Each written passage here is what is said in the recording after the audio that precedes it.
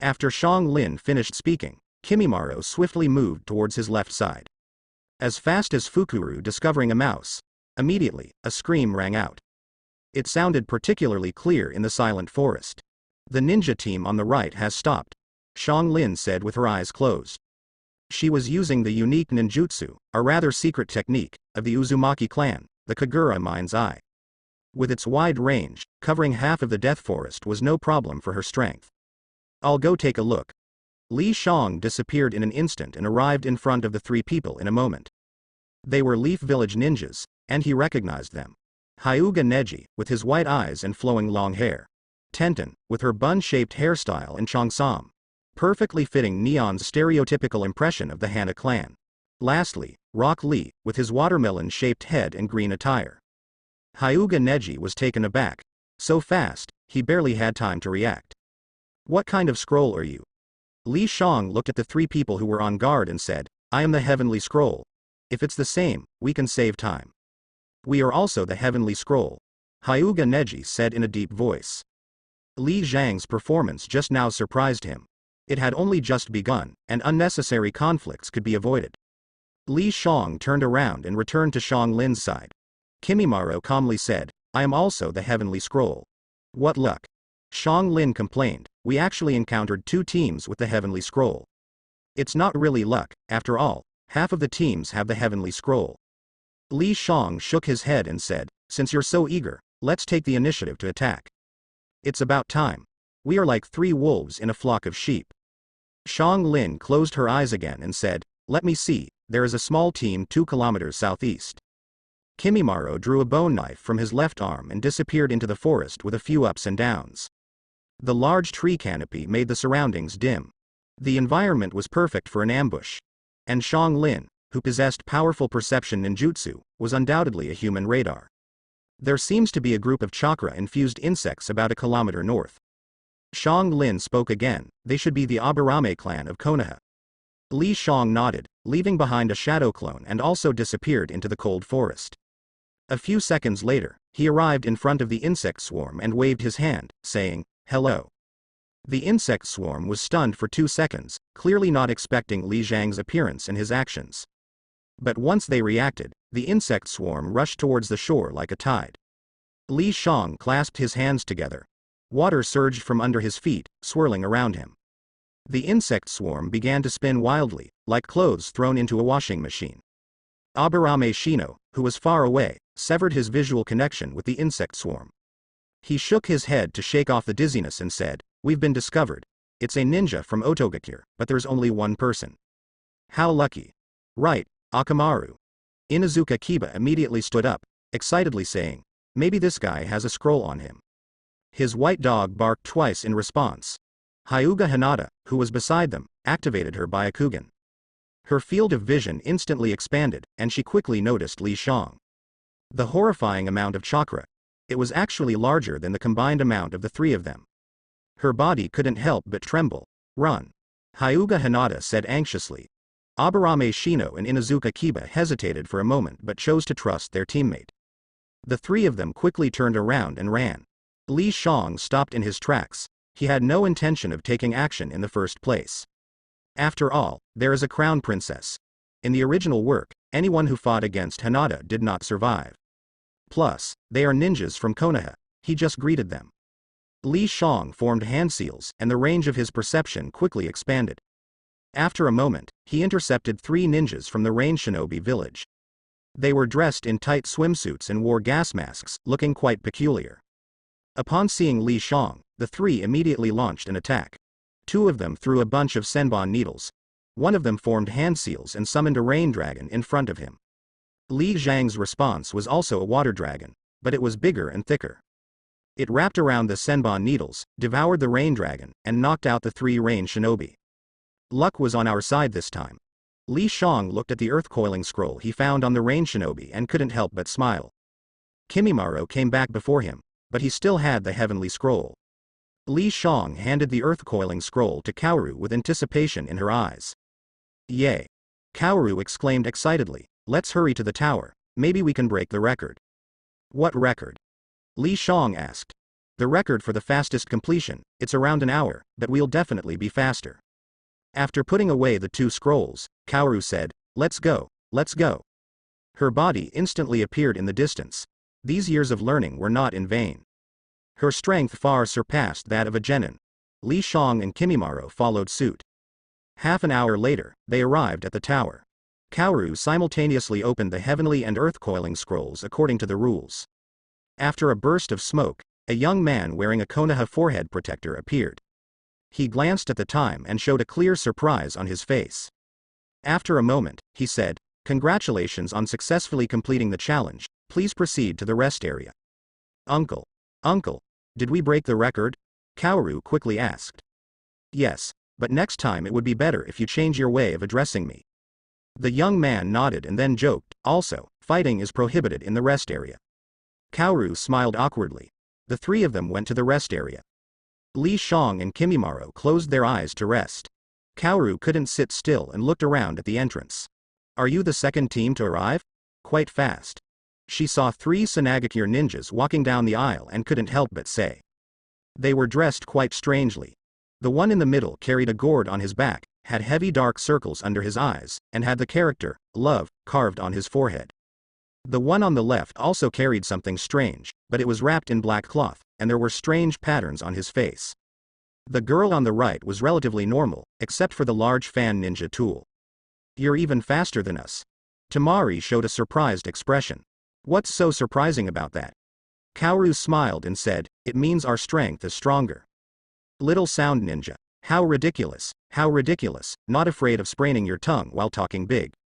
Konkuro said disdainfully, you're just lucky. Tamari glanced at Gaara and said, don't waste time, let's go. Konkuro realized something and stopped talking. Fighting was prohibited inside the tower. Plus, if they angered Gaara, it might ruin the Kazecage's plan. Kaoru was unwilling to back down and was about to retort when she saw Li Shang. Arguing is pointless, let's wait for the upcoming matches. Li Shang remembered the battle schedule he gave to Konoha and said, you have a chance to defeat them personally. Kaoru looked at Gaara and the others, nodded. If you were to ask who she listened to the most, it wasn't Orochimaru, but Li Shang. More accurately, she was loyal to Li Shang. As more teams arrived, the once quiet tower became lively.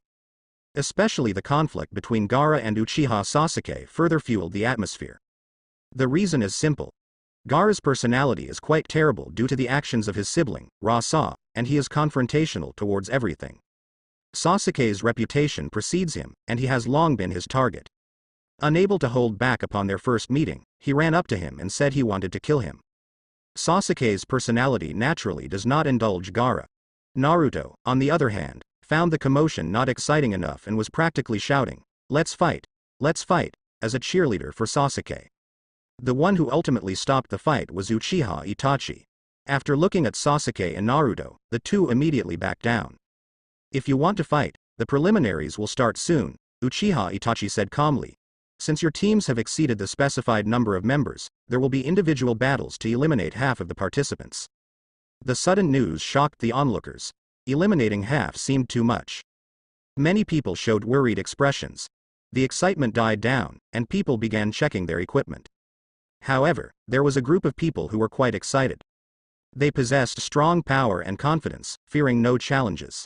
Upon hearing this, Gaara retracted his right hand and said, I'll spare you for now. Sasuke glanced at him and responded, you'll understand why my surname is Uchiha later. Because of his undefeated record since childhood, coupled with the 3 influential Uchiha, Sasuke's inner pride was at its peak. Everyone, go to the examination hall. Uchiha Itachi turned and left the rest area. The so-called examination hall was actually a square inside the tower. After the examinees gathered, Hokage Uchiha Fugaku appeared. He was just there to make an appearance. Uchiha Fugaku casually encouraged them with a few words, skipping the usual lengthy speeches. Waving his hand, the referee, Tsukakaze, entered the stage. Cough. The 2 people selected by the computer will be opponents. If one side surrenders or loses the ability to resist, the other side will be declared the winner. Cough, cough. He coughed while announcing the rules and ended with, if anyone wants to withdraw, raise your hand and move to the audience seats on both sides. About a dozen people raised their hands. They had all been injured in the previous scroll battle or felt that their strength was insufficient, so they chose to give up. After all, accidents happen. Before the individual battles, they had to sign a contract. If Konoha didn't rescue them, they could only accept their misfortune. After Uchiha Fugaku left, Uchiha Itachi announced the start of the matches. A huge curtain descended in the center of the tower. The names of two people were projected: Shikamaru and Temari. Li Shang couldn't help but smile. He arranged the match schedule. The so-called random selection was just a deception. Although the computer was fair, it wasn't difficult to manipulate. Especially when the referee, participants, and organizers were all under his control. Li Shang arranged them to be opponents because he didn't want to ruin a potential marriage. After all, there wouldn't be a third round. When Temari was beating her husband, Li Zhang's eyes wandered around. With his familiarity with Orochimaru, he found his trace in a corner. At this moment, he was wearing Sanagakure's ninja attire and a mask, with two teammates lying beside him. They were heavily injured and covered in bandages. Their team had just chosen to forfeit, so no one paid attention to them. But Li Shang knew that the two lying down were white Zetsu. They were used to summon Senju Tobirama and the third Kazekage. And Senju Hashirama, who had been summoned earlier, should be waiting somewhere for orders. I forfeit. Shikamaru lazily raised his hand and said. After a fierce battle, he used his shadow to control Temari, but at the critical moment, he resolutely gave up victory. Temari looked at him with a complex expression. A faint spark of love was shining. Referee Tsukakaze entered the stage and announced Temari's victory, and the projection started randomizing again. Li Shang glanced at it and stopped paying attention. He didn't know either of the two people. After 4 more matches, he suddenly became spirited and said, "Fragrant Phosphorus, do your best." Xianglin glanced at the screen, which displayed her opponent, Konkuro. She clenched her small fist and said, "This is just perfect. I've been wanting to fight him." The two of them stepped onto the stage. Konkuro sneered, "Just surrender, so you won't get hurt." Although his personality was not as bad as Gaara's, he was not easy to get along with and tended to be impulsive. He could only change after Gaara's death. In the end, he had incredibly good luck and inherited the Red Sand Scorpion's puppet. Xianglin didn't reply. She remembered what Li Shang had said earlier, that theory was unnecessary. She stomped her right foot and quickly closed the distance, simultaneously smashing her right fist. Konkuro raised an eyebrow. "Pretty fast, but what's the point? Can you even hurt me?" He retaliated with the same punch. But in the next moment, he was blasted away by a tremendous force. He crashed into the wall of the arena, leaving behind a large mark. The genin watching around fell silent. Meanwhile, in another monitoring room, Uchiha Fugaku, Shisui, and Jiraiya were watching the situation in the arena through the screen. "Is that Tsunade's monstrous strength?" Jiraiya showed a surprised expression. "That's definitely Tsunade's monstrous strength." The latter half of the sentence became a statement. Because his body was marked by the monstrous strength. How did she acquire it? Jiraiya speculated. "I haven't heard that Tsunade took on any apprentices. I remember she was a ninja from Otogakure." Shisui pondered. Otogakure is a newly established village, and we have limited information. It's unclear about her exact background, but the reported data shows that she is a medical ninja. Jiraiya frowned. This was really too coincidental. And there were only a few people who could teach monstrous strength. Besides Tsunade, there was only him and Orochimaru. Back to the exam arena. Konkuro looked furious as he pulled back the black cloth behind him, revealing a puppet with 3 eyes and 4 arms. Then, at an extremely fast speed, he charged towards Xianglin. "So, you're a puppeteer." Xianglin muttered to herself, then saw the puppet crow open its mouth and spray a small range of thin needles. The needles had a green luster, undoubtedly poisonous. Without hesitation, Xianglin bypassed the puppet and kicked it in the head. Her speed was even faster than before. Konkuro realized the problem. Xianglin's strength exceeded his expectations. He finally stopped underestimating her and pulled the crow with both hands, causing the puppet's arms to sprout 6 rotating curved blades. If Xianglin didn't defend, both of them would be injured. "Are you crazy?" Konkuro instinctively dodged, but was hit on the left shoulder, causing his body to become numb from the pain. Xianglin jumped in place, like a cat, evading the curved blades. Then, in rapid succession, she attacked the crow's head. In an instant, the head was crushed. Konkuro could only retrieve a headless puppet. Fortunately, it was just a puppet. losing its head only meant losing some combat ability. And he still had other puppets. At this moment, the crow emitted a dark glow. 4 black shadows enveloped Konkuro and the crow. Xianglin leisurely took out a kunai and pressed it against his neck, saying, "Just surrender. You won't be able to undo my sealing jutsu." In the monitoring room, Jiraiya was almost jumping up. The Uzumaki clan's sealing jutsu? Is she a member of the Uzumaki clan? Either way, it surprised him. He instinctively thought of his good friend, Orochimaru. If Xianglin was his apprentice, everything made sense. The two of them had been chasing each other for nearly 10 years. But Jiraiya never caught him. Konkuro had a defeated expression, in stark contrast to Xianglin's expression. Uchiha Sasuke. She saw the name displayed on the projection and couldn't help but say, "Feiui, show this leader of Konoha a little color." Although Sasuke was hyped up, she still believed in Li Xiang. Li Xiang chose Wang Yue as his name. 6 years was enough to make him completely different from the Higurashi Feiui of his childhood, so he only made a few disguises. For example, dyeing his hair yellow. Sasuke stood opposite him, his gaze cold, his face expressionless. Almost identical to Uchiha Itachi. Li Xiang raised an eyebrow. He could understand Sasuke's imitation of Uchiha Itachi's mentality. He casually drew out a long knife. Not the Kusanagi sword, just an ordinary samurai sword. Seeing this, Sasuke also drew out his own samurai sword, but from the shine, it appeared exceptionally sharp. He leapt up in silence, no opening remarks. Because in his eyes, Li Xiang, this nameless pawn, was not worth wasting words on. As a genin participating in the Chunin exams, he only considered Gaara and Uzumaki Naruto as his opponents. Sasuke was like an eagle swooping down from the sky to hunt. The sword in his hand was his talon, his speed was fast. Most of the onlookers felt that he had instantly arrived above Li Xiang's head. Uchiha Itachi, the chief examiner, stood on the high platform. Kakashi, Might Guy, Yuhi Kurenai, and other Yanin were beside him. But in the next moment, they all showed a hint of surprise. Because Li Xiang caught Sasuke's fierce attack. Not only that, but while catching it, he launched a counterattack. The long knife swung in an arc, like a thread through a needle, accurately hitting the weakest part of Commander's sword. Sasuke's wrist trembled under the force, almost causing the samurai sword to slip from his hand. But even so, he stumbled and quickly retreated. When he looked at Li Xiang again, his eyes had become sharp. Sasuke was indeed proud, but Uchiha Itachi's teachings had an effect, making him slightly more serious. If he failed, it would also affect the honor of the Uchiha clan. A clever interception, Kakashi couldn't help but say, "This shinobi's swordsmanship is not weak. Without a keen eye, there would be no chance to counterattack." Uchiha Itachi nodded slightly and said, "I hope Sasuke doesn't underestimate his opponent." No need to worry about that. Kakashi had confidence in Sasuke and said, "There are almost no genin who can surpass him." Li Xiang raised the long knife, looked at Sasuke, and smiled.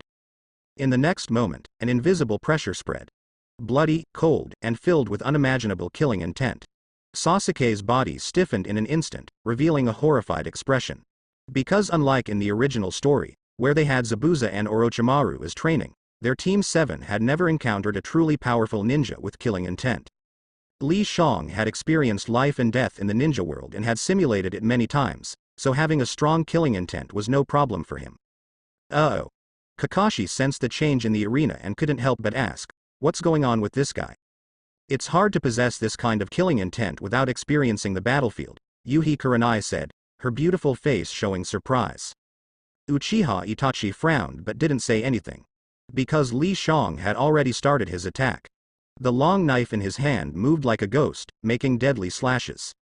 But just as it was about to hit, Sasuke broke free from the influence of the killing intent and rolled on the ground in a very embarrassed manner.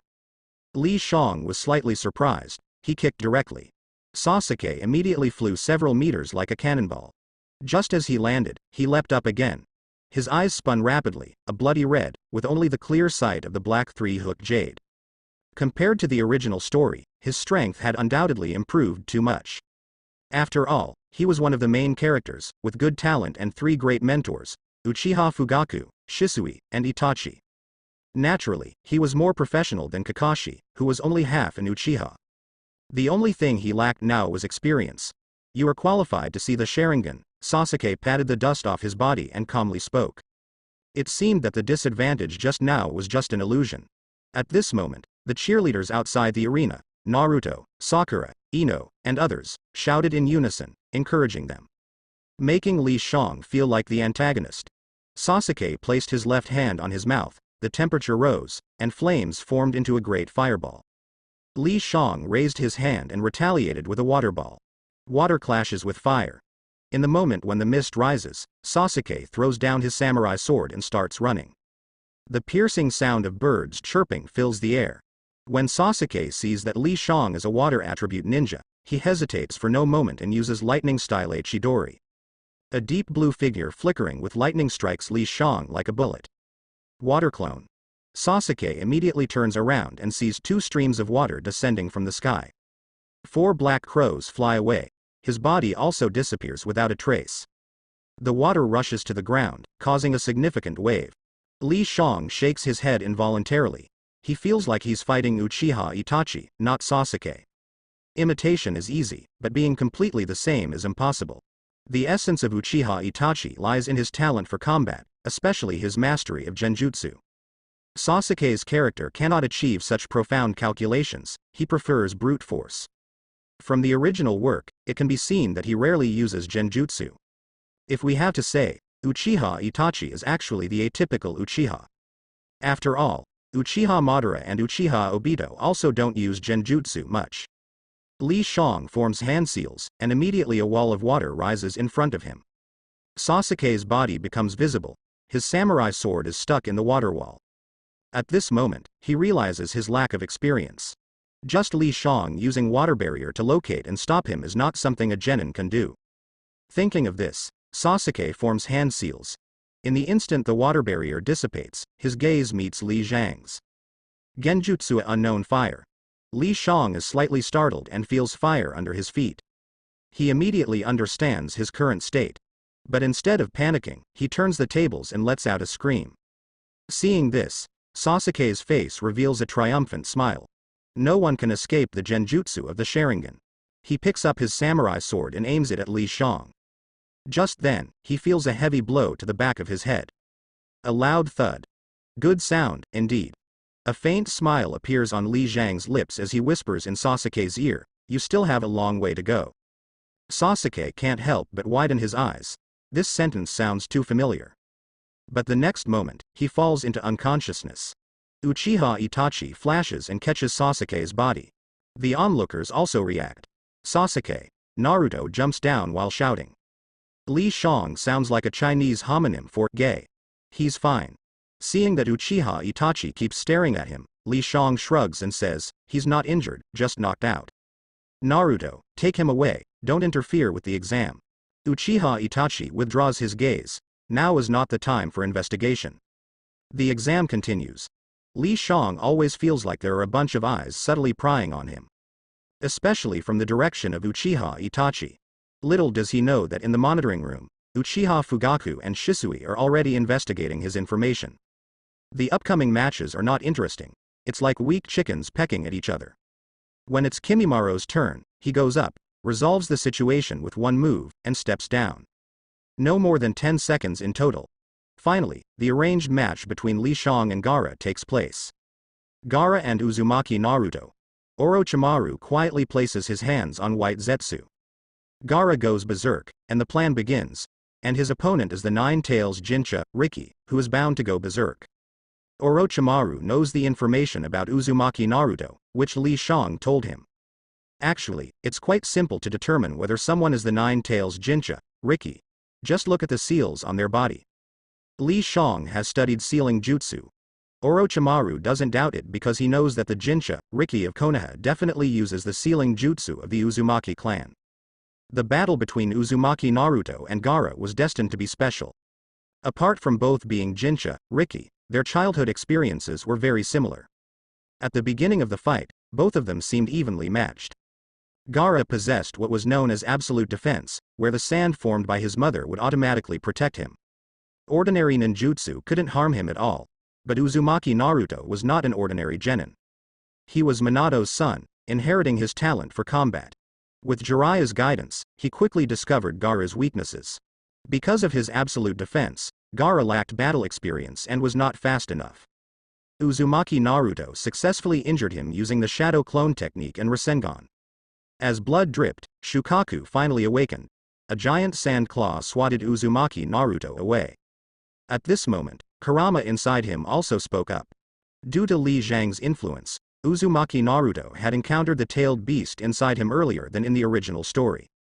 Facing such an attack, he activated his partial tailed beast transformation. A dark red cloak enveloped him, and a tail immediately sprouted. Uzumaki Naruto, as the protagonist, understood the source of Gaara's hatred and empathized with him, fighting and using his mouth at the same time.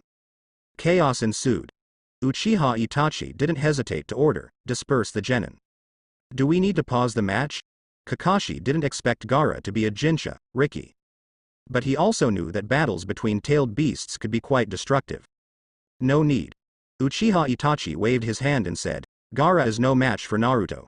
Even if Shukaku goes berserk, it's impossible for him to defeat the Nine Tails Jinsha, Riki outside of the desert. Kakashi nodded. He and Guy immediately took action. In fact, most of the genin were much less courageous than they had imagined. After realizing the identities of the two fighters, they started running away. Losing their lives just to watch a spectacle was not worth it. In the end, only Uzumaki Naruto, who was still using his mouth jutsu on Gaara, remained inside the tower. Because of the 9 years of compulsory education, the arguments he made were much more convincing than in the original story. Of course, the premise was that he was still overpowering Gaara. Uchiha Itachi didn't stop him. He thought of Uchiha Madara. The two of them were somewhat similar. At this moment, he noticed the confrontation in the corner. All the genin had left the tower according to the order, except for 2 ninja teams. Orochimaru and 2 white Zetsu, Li Shang, Kimimaro, and Kaoru. He had intended to let the 2 of them leave. But Kimimaro didn't go. With his personality, even if he knew his opponent was a tailed beast, he wouldn't abandon Orochimaru in the final battle. And Kaoru had the same thought. Li Shang didn't leave, and neither did they. Because of the debt of saving their lives. Who are you? Uchiha Itachi walked up to them, his gaze finally falling on Li Shang. Because Orochimaru had been keeping his head down. And both Kimimaro and Kaoru were subconsciously looking at Li Shang. Uchiha Itachi naturally noticed this detail. Li Shang hadn't answered yet. Then a roar was heard. It was Shukaku. With the joyous exclamation of, "This lord has finally come out," its massive body broke through the tower. Countless rocks fell like a torrential rain. Li Shang reached out her hand, and water formed a curtain, enveloping the 6 of them. Uchiha Itachi and the others jumped away directly. At this moment, screams rang out. It was the white Zetsu. What's going on? Guy, wearing a shiny green bodysuit, dodged the falling rocks, making exaggerated movements as if performing acrobatics. Uchiha Itachi furrowed his brow. He didn't understand either.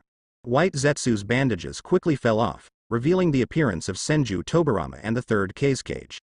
Among the Konoha shinobi present, there was not a single one who didn't look at the statue of the Hokage on the rock when they had nothing else to do, so they immediately recognized the 2nd Hokage.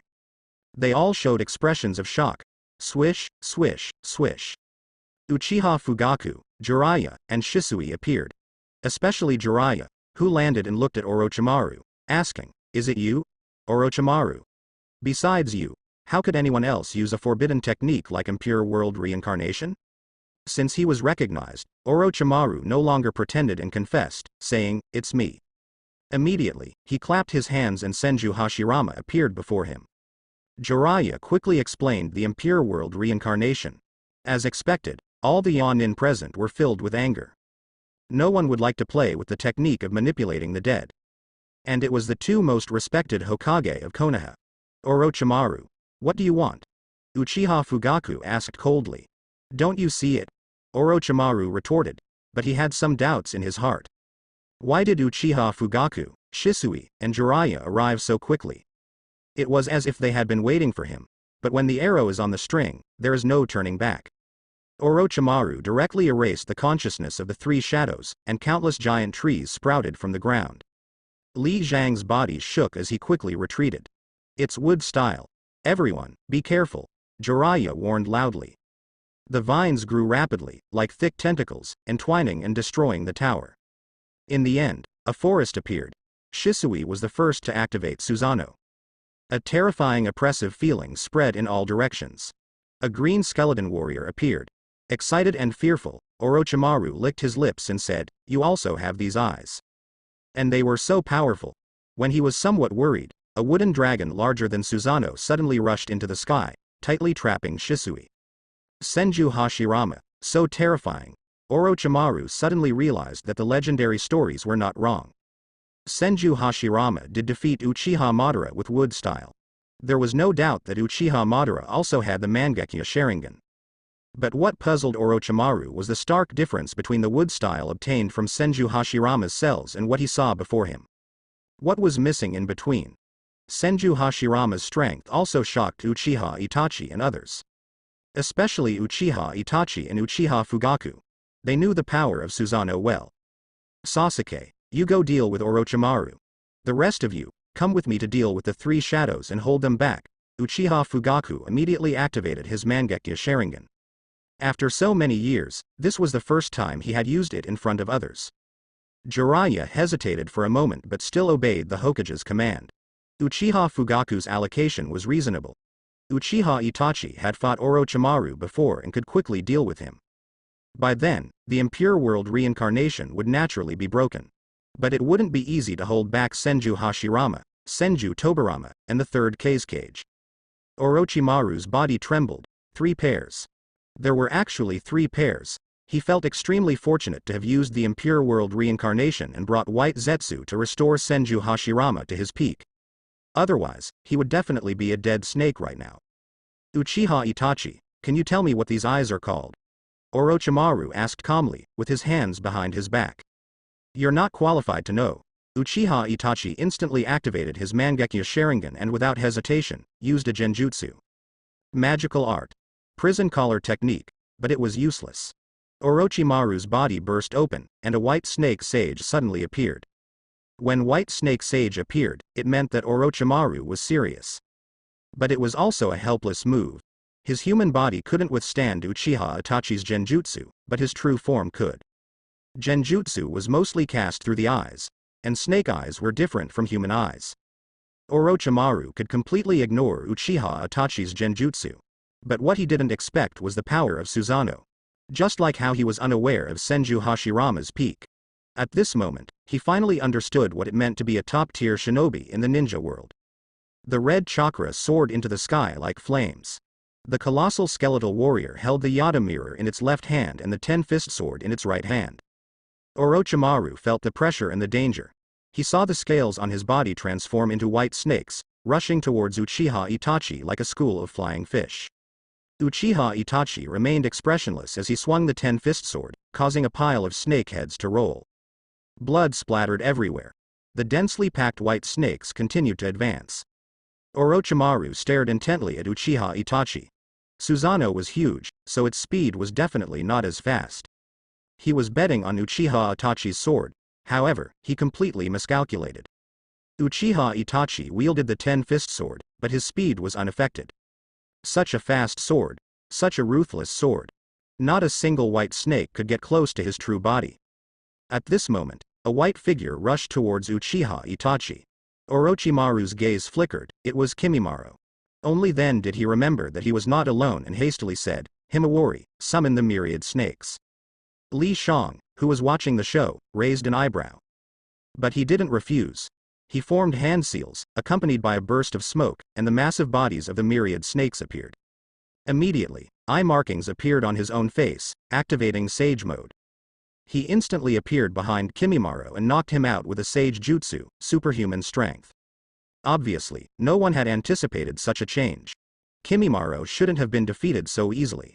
But Li Shang was the person Orochimaru trusted the most besides himself, so he only thought that he had come to help, not to punch him. "Himawari, what are you doing?" Orochimaru was rarely shocked. Uchiha Itachi, however, didn't stop his actions and continued his merciless attacks. The 10-fist sword pierced through the myriad snakes, pinning them to the ground. Blood sprayed in all directions like a fountain. The myriad snakes struggled desperately, emitting painful cries. Without any hesitation, they chose to follow their instincts and quickly escape. But even if they returned to Ria Kai Cave with such injuries, it would be difficult to heal. What's the situation now? Karen took over the unconscious Kimimaro and asked, who should I help? Just watch him. Li Shang smiled and said. Karen indeed betrayed without hesitation. Seeing this, Orochimaru was so angry that he spat blood. But soon, he really started to vomit blood. Even without using sealing techniques, he couldn't stop the 10-fist sword. Damn it. Orochimaru was furious. His body suddenly grew larger. Several heads sprouted from his shoulders. In an instant, he transformed into the 8-headed serpent. Li Zhang's eyes brightened instinctively, but he quickly remembered that this wasn't on Myoji, where he could farm souls. From 1 head to 8 heads, Orochimaru's power greatly increased. However, it was useless. Uchiha Itachi only felt that the only change was that he had slashed 8 more times. At this moment, he hesitated whether to seal Orochimaru or capture him alive. Because Orochimaru was a member of Akatsuki and must have a lot of information. Thinking of this, Uchiha Itachi made a decision to beat Orochimaru half to death first. Li Shang couldn't bear to look. It perfectly confirmed a saying. Stop, Orochimaru, there are 10 fist swords everywhere. A few minutes later, Orochimaru finally couldn't hold on and fell unconscious. His gigantic body returned to its human form. Uchiha Itachi dispelled Susanoo and frowned. The impure world reincarnation hadn't been released yet. Did he have to kill Orochimaru? To release the impure world reincarnation, it must be undone by the caster themselves. Even if you kill him, it won't work. Li Zhang's voice sounded, as if his thoughts had been seen through. This feeling was terrible. Uchiha Itachi's eyes narrowed and he asked, who are you exactly? Li Shang raised his right hand and put on a finger guard. In Uchiha Itachi's shocked, joyful, and complicated expression, he spoke, we possess a fiery will, a resolute belief like iron armor. We protect the peace of Konoha, the future of the world. We act on behalf of heaven, and we never close our eyes. Only 3 people knew this phrase. In that narrow house, the kitchen was ablaze, and 3 young people, filled with passion, wanted to change the world with their own will. Uchiha Itachi took a deep breath, wanting to say something but hesitated. You. What's wrong? Itachi, don't you welcome me back?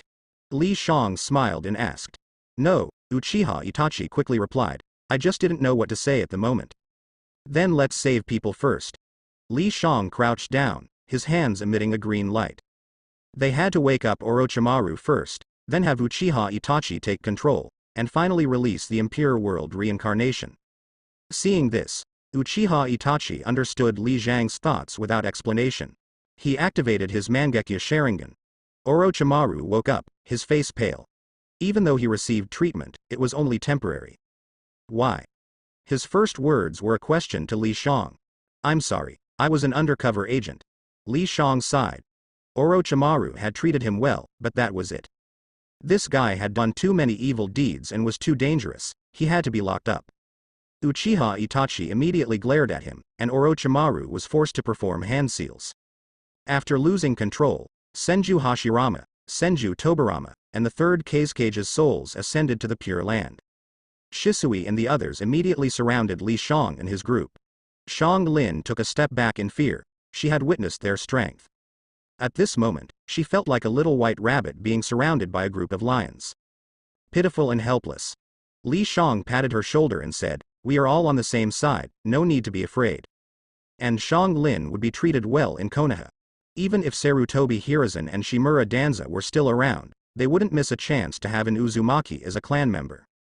But unfortunately, all that remained of them were their voices and smiles. But don't you need to give us an explanation? After Uchiha Itachi finished speaking, Shisui asked softly. That feeling was like that of an abandoned woman. Li Shang shivered, took a step back, and said, it's obvious. I endured hardships for 6 years, sent Orochimaru back to Konoha, and obtained information about the Akatsuki organization. It's more useful than staying in Konoha. Although this explanation sounded reasonable, Shisui still had many doubts in his heart. Why did you suddenly disappear? Because I sensed Orochimaru's presence in the Land of Fire at that time. Without time to explain, I followed him directly. Li Shang paused and said, let's go back to Konoha first. We can talk about the rest later. Well said. Uchiha Fugaku began his duties as Hokage. First, he had Uchiha Itachi take care of Shuhei and inform Sanagakure of the truth. Then he had Kakashi inform the genin participating in the exam to pause for a day and continue tomorrow.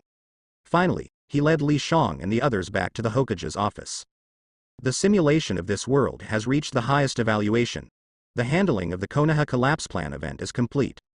You can choose to return by suicide or return freely, but the evaluation and rewards cannot be increased. The slogan for free return is, "If I could start over, I would choose Li Bai." After returning, the Hokage ninja world will continue according to the current plot.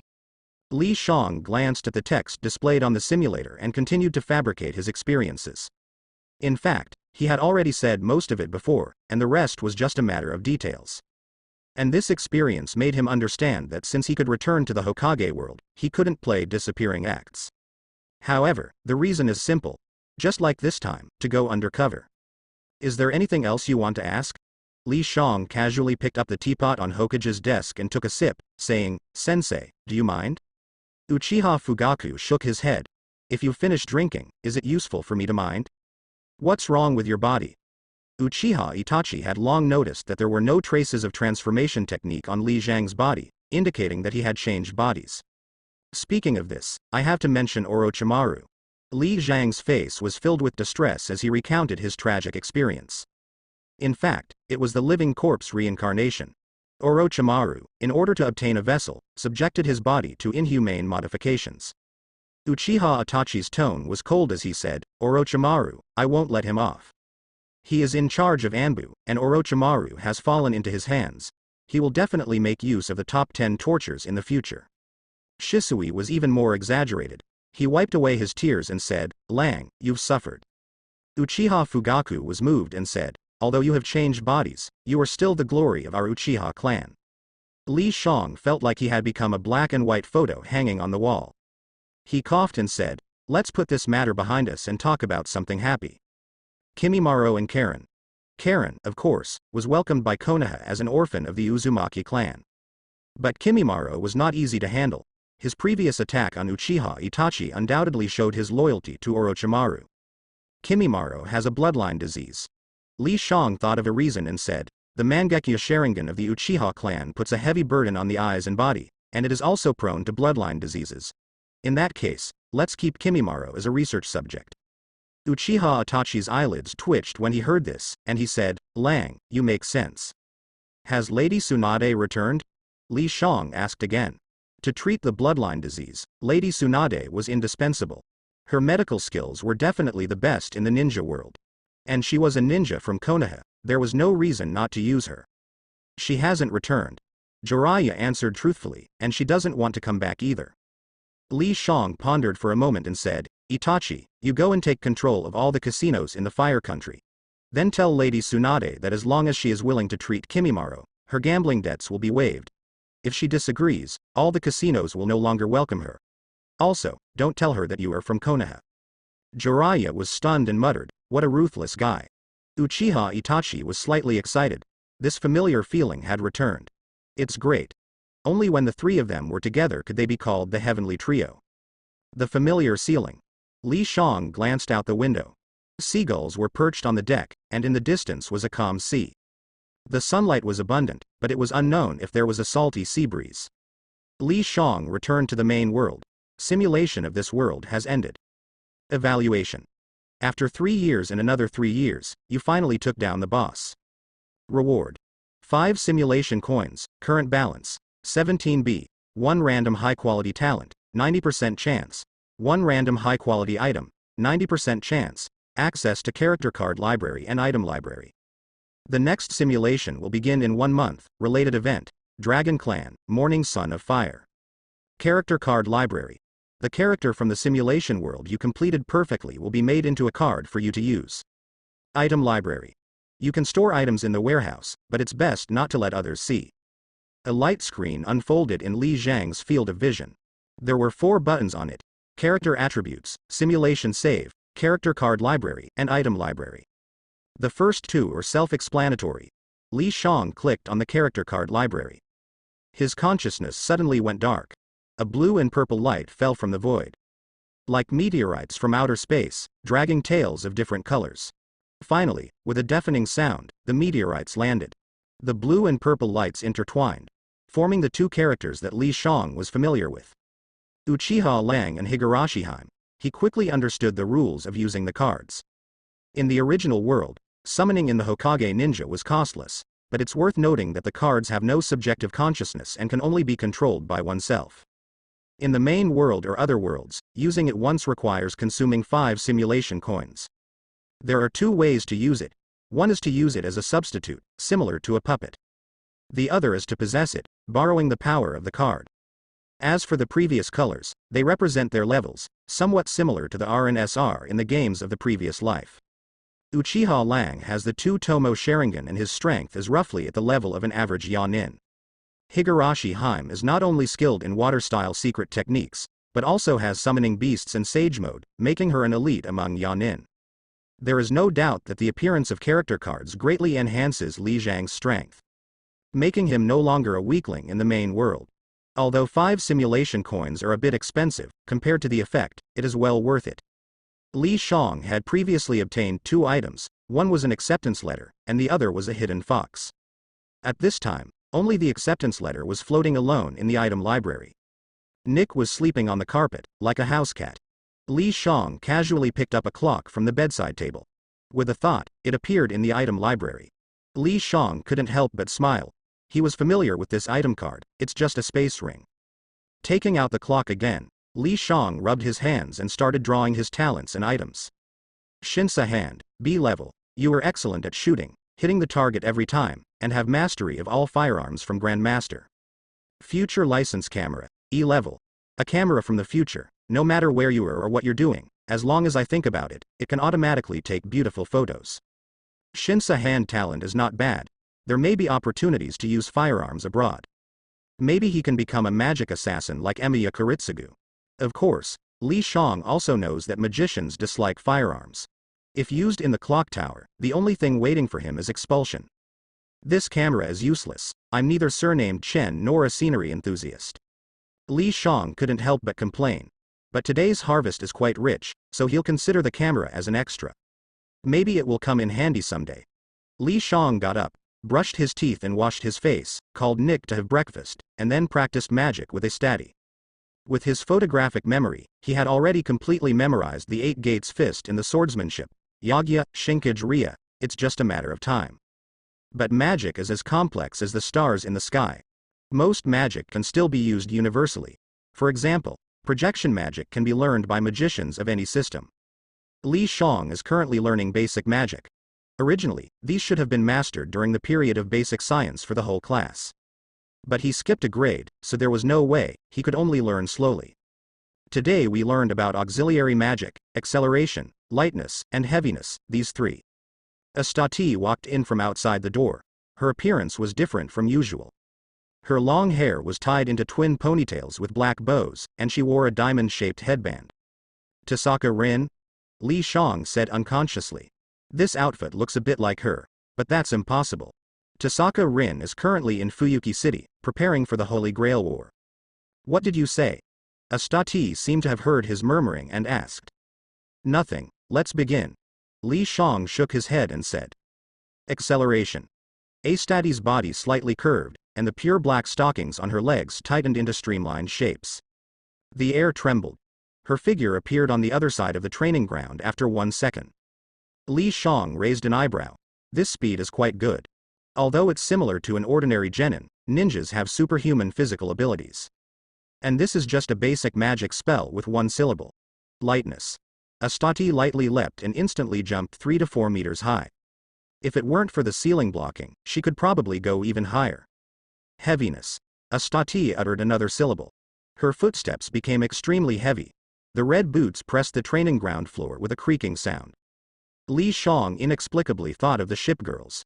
They may look like girls or lawless, but in reality, they weigh hundreds of thousands or even millions of tons. Do you remember? Astati asked while habitually taking out a gem and handing it to Li Shang. No problem. Li Shang naturally put away the gem and said. Tomorrow we will arrive at London Port.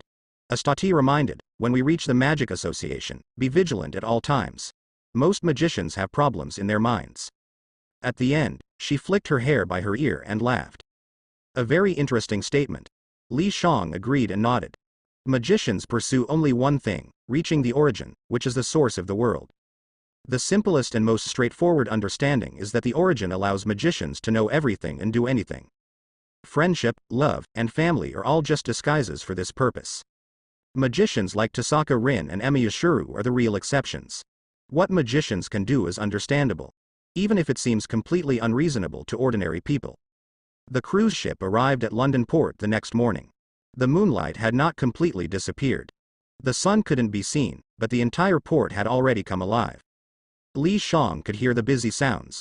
London in 2003 was undoubtedly one of the most prosperous cities in the world. Yvette got off the ship, excited and jumping around. Estati calmly took out her Nokia and dialed a phone number. After a moment, a black luxury car slowly stopped in front of her. Li Shang recognized its name with the little knowledge he had, Rolls-Royce Phantom. He had only one thought: why is this car here so early? Li Shang knew it because he had seen it in Dragon Raja. The luxury car drove towards the outskirts. Outside the window was a hazy weather, as if shrouded in smoke and sand. After passing the famous London Bridge, Li Shang saw the clock tower in the distance. It stood by the Thames River, with clock faces on all four sides. At this moment, it was pointing to 7 o'clock.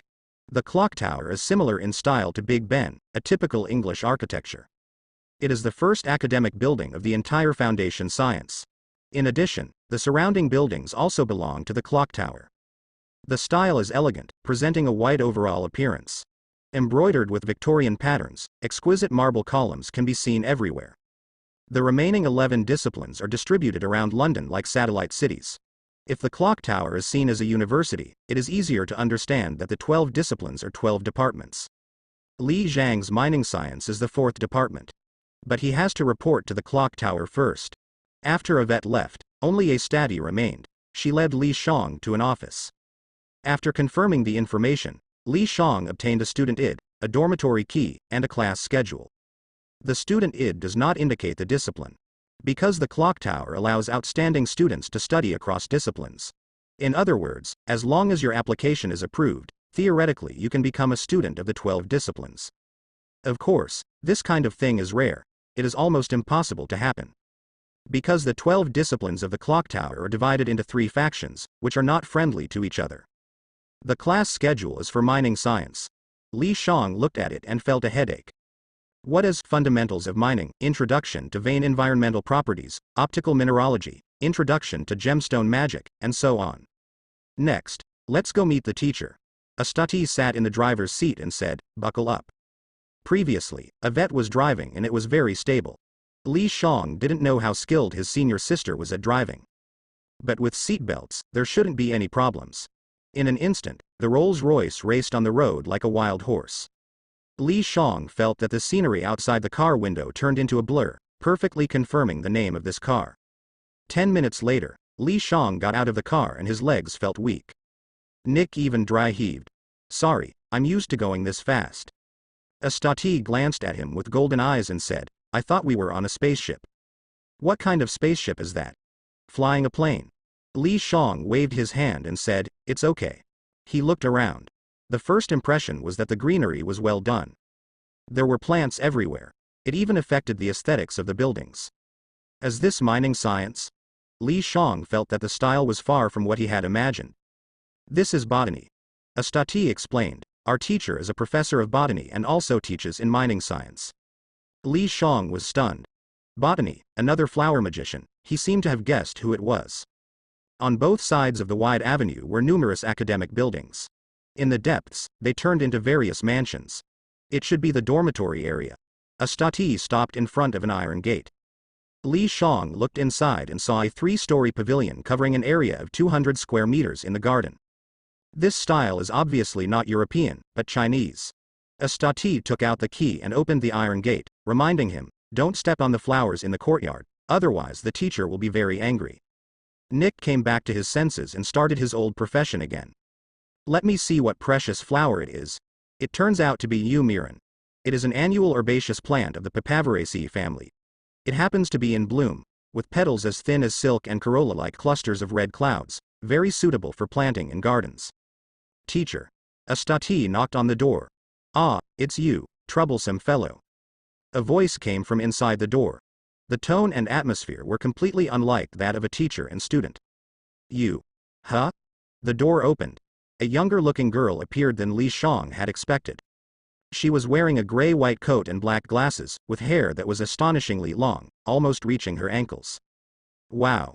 Nick exclaimed in surprise. Li Shang, your new disciple, a study introduced. The girl looked helpless and said, before you take on a disciple for me, could you at least let me know? Jia Chuzi, a study didn't answer her question, but instead introduced Li Shang. She will be your teacher in the field of plant magic, with a hot-tempered personality. Where am I hot-tempered? Jia Chuzi glared at her, angry. Her hair was already floating in the air. Astati raised her chin slightly, implying something. Come in. Jia Chuzi took a deep breath and said. There was a carpet at the entrance, an umbrella stand on the left, and a shoe rack on the right.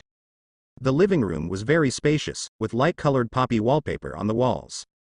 The floor was white, with a square table in the middle. There was a book on the table.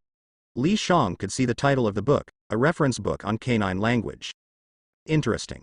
After Jia Chuzi sat down, she said, give me his information. Astati conjured up a notebook out of thin air and said, take a look for yourself. A magician from the flower family. Jia Chuzi's attitude softened slightly, but she was still somewhat surprised. According to the rules, magicians from the flower family wouldn't join the magic association, but rather the spiral hall or the mountain court. She glanced at the Kame study and said to Li Shang, since it's already done, you can be my third disciple. Okay. Li Shang nodded in response. Although he felt that Jia Chuzi's words were somewhat forced, becoming her disciple would still have its benefits. At least he would have a clear understanding of Chaldee's movements. Jia Chuzi, also known as Yu Ji. In FGO, she was a candidate master of Chaldea, summoning consort Yu, although she preferred to have Shang Yu as her servant. But unfortunately, Shang Yu was too powerful. You joined the mineral science department, so you will learn magic first. When the time is right, I will teach you some other things. Jia Chuzi waved her hand and said, wait outside, I want to have a private chat with your senior sister. Li Shang was slightly startled, but still obeyed her orders. Here, Jia Chuzi threw a colorful octagonal crystal at a study and said irritably, I had to run errands just to pick up Li Shang. You have no conscience. It's not easy for me to travel from one universe to another. A study rubbed her head and said, anyway, the master has been found, the rest is simple. Are you really sure he is your master? Jia Chuzi slapped away her mischievous right hand and asked. No matter which time or space, no matter what identity, he is the only one qualified to summon all the heroic spirits as a master. A study smiled, got up and said, I'll go settle him. Li Shang and Nick got on the car again. After a long and bumpy ride, they arrived at a classical castle-like villa. The dormitory at the clock tower isn't great, but my house is big, so you can stay here, a study explained, and it's very safe. You should know the intentions of the prayer society towards you, right? Li Shang raised an eyebrow. I do know the intentions of the prayer society towards me, but I don't know your intentions. Various thoughts flashed through his mind. Li Shang agreed to stay. Because he sensed that the concentration of magical energy nearby was quite good. It reminded him of his sage mode, perhaps he could give it a try. In a bar in southern London, a middle-aged man picked up a glass of red wine, shook it, and asked, has Li Shang arrived at the clock tower? He arrived this morning. The person who answered was a young man with blonde hair and blue eyes, with a high nose bridge. But a study has been with him the whole time, and we haven't found an opportunity. A study. A trace of fear flashed in the middle-aged man's eyes. He took a sip of wine, placed the glass on the table, and said, with her around, failure is normal. With her abilities, she might have already discovered our praying God society. What should we do then? The young man seemed panicked. Don't worry. How did the previous attempt go? How strong is Li Shang? The middle-aged man waved his hand and asked. Average. I haven't seen him use magic, but he's agile and knows some swordsmanship. The young man recalled the scene he saw when controlling the water monkey and thought of a term. He said, it's like he knows Chinese kung fu. The popularity of Crouching Tiger, Hidden Dragon, in the past 2 years has brought the fame of kung fu to new heights. And the clock tower itself offers Baguazhang courses. That's good then. The middle-aged man tapped the glass and said, now that he's back at the clock tower, using violence will attract the attention of the Department of Law and Politics. We need to find another way. The Department of Law and Politics is the hidden 13th discipline of the Clock Tower, also known as the Bureau of First Principles. As the name suggests, they represent the laws and politics of magicians and operate and manage the Clock Tower. Wherever there are interests, disputes, and battles, they exist. Any magician who wants to cause trouble will choose to bypass them. After a moment of contemplation, the middle-aged man smiled and said, "It's best to let the Department of Law and Politics handle internal matters at the Clock Tower. I remember there's a captain of the Department of Law and Politics enforcement team in our society. Perhaps they can solve our troubles in a reasonable and legitimate way." Brilliant. The young man also smiled and said, "Li Shang has just joined the Clock Tower and hasn't even obtained the rank of magician. He won't attract the attention of the higher-ups in the Department of Law and Politics. And even a study can't openly obstruct the Department of Law and Politics." A woman in a red dress walked into the bar and quickly approached them. "Lucia, I always feel like you bring bad news." The middle-aged man rubbed his forehead and said, "Your astrology has improved a lot." Lucia responded with a smile. But it seemed a bit forced. "This isn't astrology, it's psychology. I can tell that you're not in a good mood. So, what is it?" "The blood-stained Bodhi leaves have caught the attention of Orenji Asaki, and we have to give up." The crowned puppeteer, huh? The middle-aged man nodded in understanding and said, "Giving up is the wise choice." The crowned puppeteer is the highest rank of magician. Even the 12 lords have not reached that level. Not to mention that Orenji Asaki has a sister who can use magic. So we need to find another way to obtain the dragon's blood in order to activate the ritual. Lucia looked at the middle-aged man with anticipation and asked, "Can you use astrology?" The blood-stained Bodhi leaves are recorded in the Song of Nibelungen. After the hero Siegfried killed the dragon Fafnir with the holy sword, he bathed in the dragon's blood and gained an almost indestructible body. But because his back was blocked by a Bodhi leaf, it left behind the only weakness. The Praying God Society is not interested in Siegfried's relics. They are interested in the dragon's blood on the Bodhi leaf. Astrology is not omnipotent. The middle-aged man finished speaking and fell into silence. He glanced at the palm of his right hand, which was full of foul-smelling ulcers. Because of divining Li Zhang's situation, he suffered a backlash. The Praying God Society has been established for over 100 years. There are many astrologers like him who use astrology to pry into secret rituals. But they have never received a response when it comes to the gods. It wasn't until a few months ago that the middle-aged man obtained information about Li Shang from a ritual. There is only one way to obtain dragon blood in a short period of time. The middle-aged man lowered his head and said, "The Bureau of Secret Cadaver Dissection." On the other side, Li Shang made the same gesture. Because his attempt at sage mode had failed. Although the magical concentration in the Astadi castle was high, it was far from reaching the level of true ether. In this mysteriously weakened era, it was almost impossible for magicians to find true ether. Unless they were familiar with the type moon. Coincidentally, Li Shang knew that there was a divine relic of the Shindai underground in the clock tower.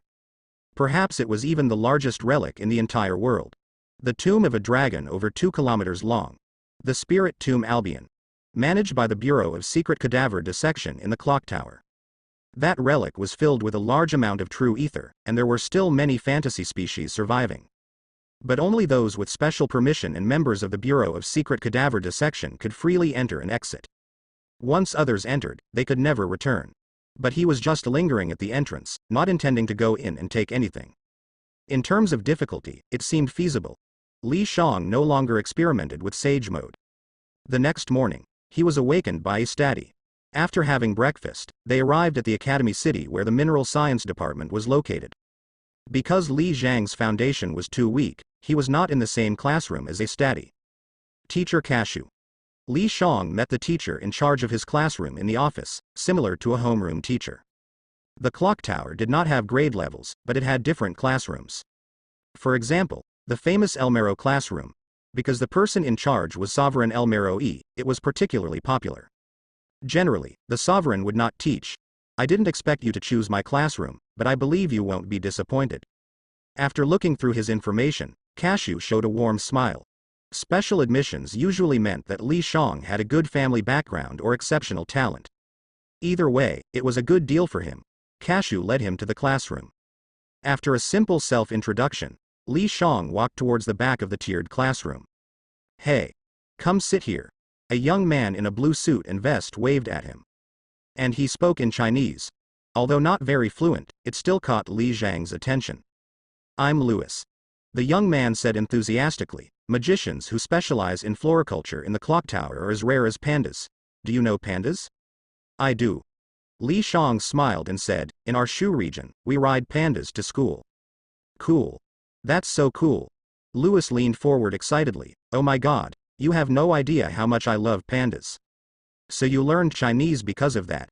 No, it's because I was a student in the archaeology department before.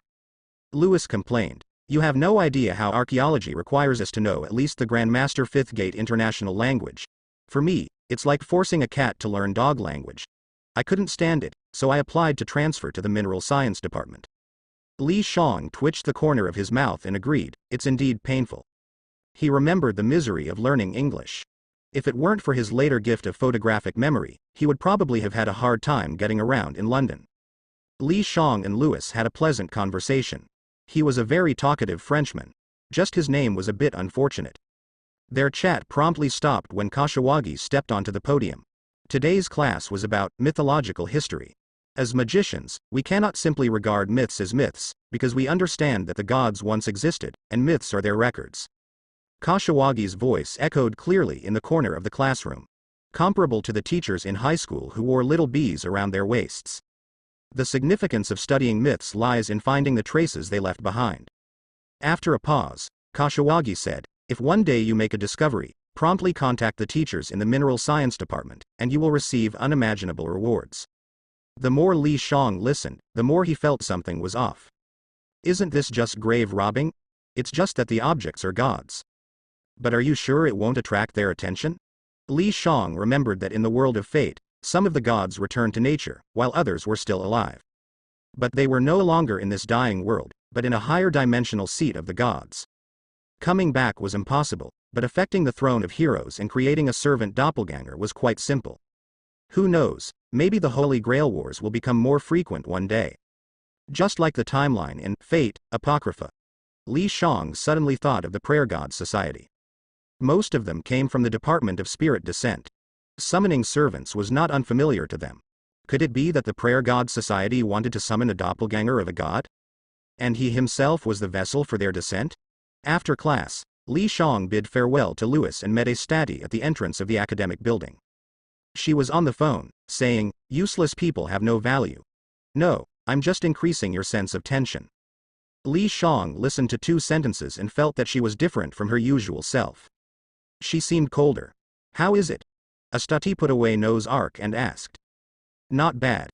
Li Shang remembered something and asked, Senior, is there a shooting club nearby? Do you want to learn shooting? Estati was somewhat surprised. You should know that magicians detest firearms, right? I know. In the textbook Estati gave Li Shang for the basic sciences, this taboo was mentioned. Magicians considered themselves nobles, and they were all old-fashioned. They didn't accept anything modern, such as machinery, mobile phones, computers, and so on. Only a few younger generation magicians were not so resistant. I want to use it for self-defense. Li Shang stated his reason. Inside the clock tower, there's no need to worry, but outside, having a gun would be safer. Anyone who had witnessed Emiya Kuritsugu's performance as a time traveler would not disdain firearms. After all, he killed a monarch. Poor Kenneth. Times have changed, my friend. Mysterious decline coincides with the rise of technology. But Li Shang also understood the attitude of the Mage Association. Until he became strong enough, he could only secretly play with guns under the covers. Follow me. Estati quickly sat in the driver's seat of the Rolls-Royce. Li Shang nodded. They soon arrived at a shooting club called Black Rose. After some communication between Li Shang and the owner, he obtained an automatic pistol. In Britain, it is commonly known as the Browning M1935 high-powered pistol. Li Shang remembers that in Detective Conan, the favorite gun of the Black Organization member Vodka is this one. He grips the handgun. A strong sense of familiarity washes over him. It's as if he has touched it 1,000,000 times before. The boss is preparing to explain the basic techniques, but he sees Li Shang aiming at a target 10 meters away and firing. He quickly empties 13 bullets. Oh, incredible, they all hit the bullseye. The boss can't help but give a thumbs up and says, with your skill, there's no need for you to practice here. Estati also glances at him. What? I'm pretty accurate. Li Shang timely reveals a surprised expression and says, "It seems like I have some talent." Afterward, with a steady paying, he buys this automatic handgun. Life goes on peacefully. Li Shang spends a very fulfilling academic life at the Mineral Science Department. He also gets to know some classmates, but most of the relationships are superficial. Li Shang, are you interested in joining a club? After class, Lewis says, the club recruitment event will be held soon because, apart from special admissions and transfer students like you, all the students in the basic sciences will officially graduate and choose to join one of the remaining 11 disciplines. Why not recruit them after they enter the clock tower? Because many clubs are exclusive to certain disciplines and do not accept students from other disciplines. I'm not interested. Li Shang shakes his head and says. Then you'll miss out on something interesting. Lewis puts his right arm around Li Zhang's shoulder and asks in a low voice, do you know about the witch club? Witchcraft is one of the magical systems in the plant science department and is extremely skilled in making potions. What's so special about it? Li Shang doesn't understand. He doesn't want to learn like Xiao Yan, who refines Yukushi. Witches, just seeing these two words can ignite a raging fire. Lewis's eyes seem to glow yellow, and he excitedly says, I heard that the founder of the plant science department is a real witch, similar to the existence of elves. Their charm is beyond your imagination. Li Shang can't help but be speechless. At this time, should he say the famous saying of a certain transcendent emperor? The taste of being a witch is really good. If you have the chance to go to Miss Liddell's concert, you will understand what I'm saying is not false. A concert? Can magicians hold concerts too? Why not? It's Maya Liddell Archulot, the world's #1 idol recognized by the Magic Association, the first witch in history to have over 100 million fans. Li Shang carefully recalls, but he has no impression. But he is not interested in idols, so he chooses to refuse. Lewis immediately shows an expression of, what kind of man are you? Li Shang just thinks that magic is more interesting. And his teacher is a witch, a true witch. After all, she is not considered human. If you have time, take me to get the magician's attire. Li Shang remembers that Kashiwagi told him that his magician's robe is ready and can be picked up at any time. Let's go, but I advise you not to have any expectations for it. As they walk, Lewis complains, I thought it would be a magical costume, but it's just regular clothes. Li Shang instantly loses his sense of anticipation upon hearing this. He did think it was a magical costume, a special magician's equipment. After passing the inspection of the gatekeeper, Li Shang and Lewis enter a warehouse. It's very large, filled with densely packed shelves. Lewis has had previous experience, so he quickly finds the location for the Mineral Science Department. Li Shang looks up to check his name. Just then, a sound of a heavy object falling is heard. He turns his head and sees Lewis without a head, and a head on the ground. A familiar scene reminded Li Shang of the anime he had watched in his previous life. Headless Senior Sister. He picked up his Nokia phone and explained the situation to a Stati. Just then, the door was opened and 7 people entered the warehouse. The leader, a young man, glanced at Li Shang and said, I am from the Law and Politics Department, 4th Squad. I have received a report that you are temporarily detained on suspicion of murder. After the truth is revealed, we will deal with you accordingly. According to the rules of the clock tower, any disputes among magicians, including murder, are handled by the Law and Politics Department. That's the rule, but aren't you too quick to arrive? As if you were waiting for me to commit a crime? Do you also have 3 precogs? In the movie, Minority Report, Tom Cruise had 3 precogs who could predict when someone would commit a crime. Hold on. A Stati, wearing a light blue dress, stood at the door and said calmly, this matter is not your concern. What do you mean? The young man frowned and said, there is nothing that the Law and Politics Department cannot handle. She means let me handle it. A woman wearing a strange long dress with vivid flower patterns appeared. She wore glasses, and her black hair, combed like Yoruichi's, reached her ankles, attracting attention. When the young man saw her, his face changed slightly, and he put his hand on his chest, saluting, Captain Hanano Riri. You can leave now. Hanano Riri waved her hand. The young man was somewhat helpless, but still obeyed his orders and led his men away. You must be Li Shang, right? After glancing at him, Hanano Riri turned her gaze to Lewis and asked, is there anyone else besides you? No, Li Shang answered truthfully, his head suddenly fell off. Hanano Riri played a significant role in the case files of Lord El Meloi. She was almost the representative figure of the Law and Politics Department, quite formidable. Even the protagonist, Waver, had been defeated by her. It's a locked room murder again. Hanano Riri showed a clear smile and said, but unfortunately, for magicians, there are no secrets. She adjusted her glasses. In the next moment, her eyes turned into a dazzling blue, taking the shape of snake pupils. The snake's magic eyes. The innate magic eyes of the Hanano family. Their function was to find lost items. This time, she wanted to find the murder weapon. The invisible snakes spread out. Traces of imaginary number magic. After a moment, Hanano Riri said, someone hid the murder weapon, a knife or sword, in the imaginary space of the warehouse in advance. When Lewis arrived, his head was cut off, and the murder weapon was transferred through space, creating a perfect alibi. Li Shang was slightly surprised by her words. Imaginary numbers were extremely rare attributes. In his impression, only one of the heroines, Matu Sakura, had this attribute. But later, after being adopted into the Matu family, she was transformed into a water attribute. Of course, rarity did not necessarily mean power. Imaginary number magic was a vast magic system. There was a huge difference between beginners and the ultimate form. And there was another possibility for using imaginary number magic, magic equipment or magic eyes. You mean in advance?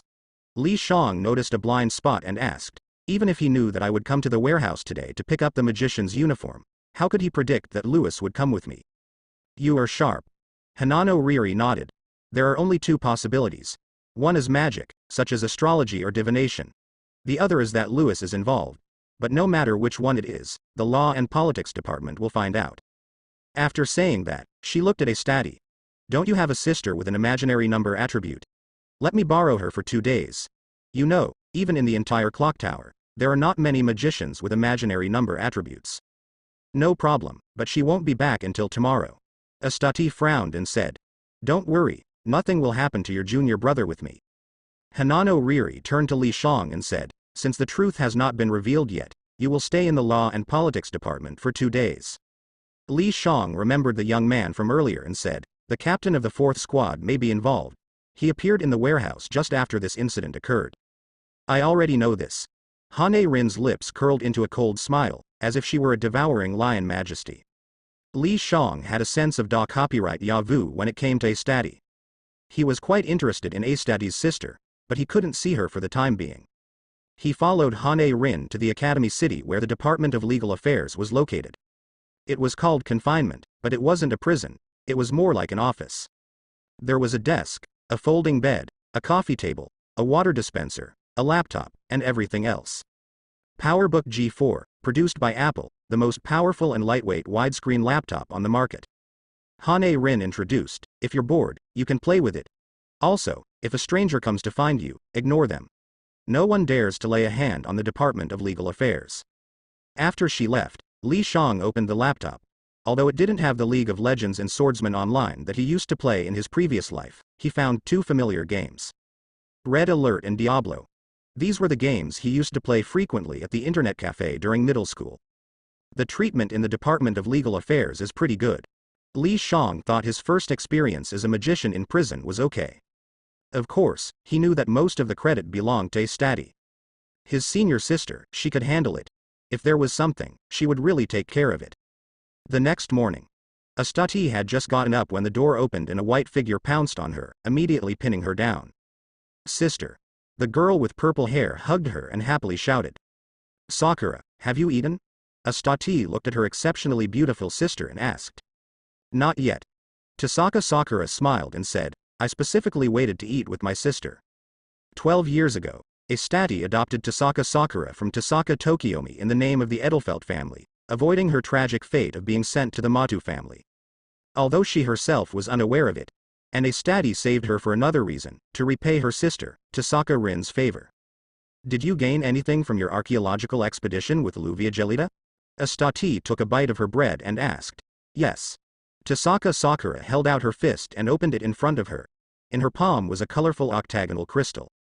It was exactly the same as the one given by Ayaka Sajo not long ago. Holy Grail, but unfortunately there's only one. Having one is already good enough. Astati smiled and said, after all, each one requires an extremely expensive price to form a suspected spiritual particle crystal. It contains sacred power. Yeah. Tasaka Sakura showed a confident smile. As long as it exists, I will find it for my sister. After finishing their meal, a study took her to the warehouse. She had already explained the situation to her on the way. Tasaka Sakura greeted Hane Rin and came to Lewis's body. She reached out her hand. Invisible ripples spread out. The air distorted. Only a sound of clang was heard as a long sword fell from the void. The bloodline on the blade had dried up, but traces could still be seen. Hane Rin raised her hand and aimed at the sword, softly uttering a syllable. Her magic turned into a blue light that covered the sword. A few seconds later, fingerprints appeared on it. Strange. Hane Rin compared Lewis's fingerprints and found them to be identical. She couldn't help but speculate, could it be suicide?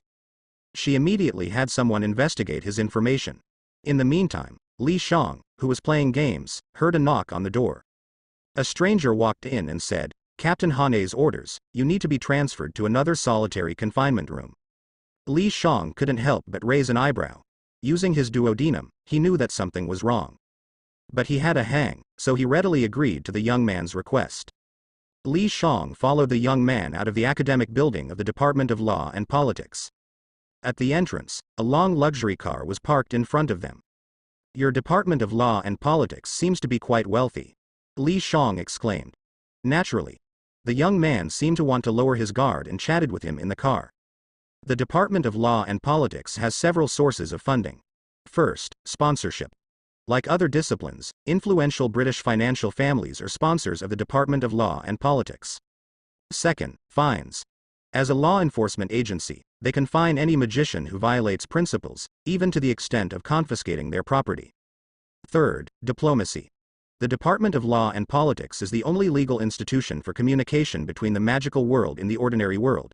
They maintain good relations with most European countries. The scenery outside the window became increasingly desolate. The Department of Law and Politics was originally located in the outskirts of London. But at this moment, they were already leaving the range of London and heading towards the surrounding cities. Li Shang showed the reaction that a normal person should have and asked, "Where are we going?"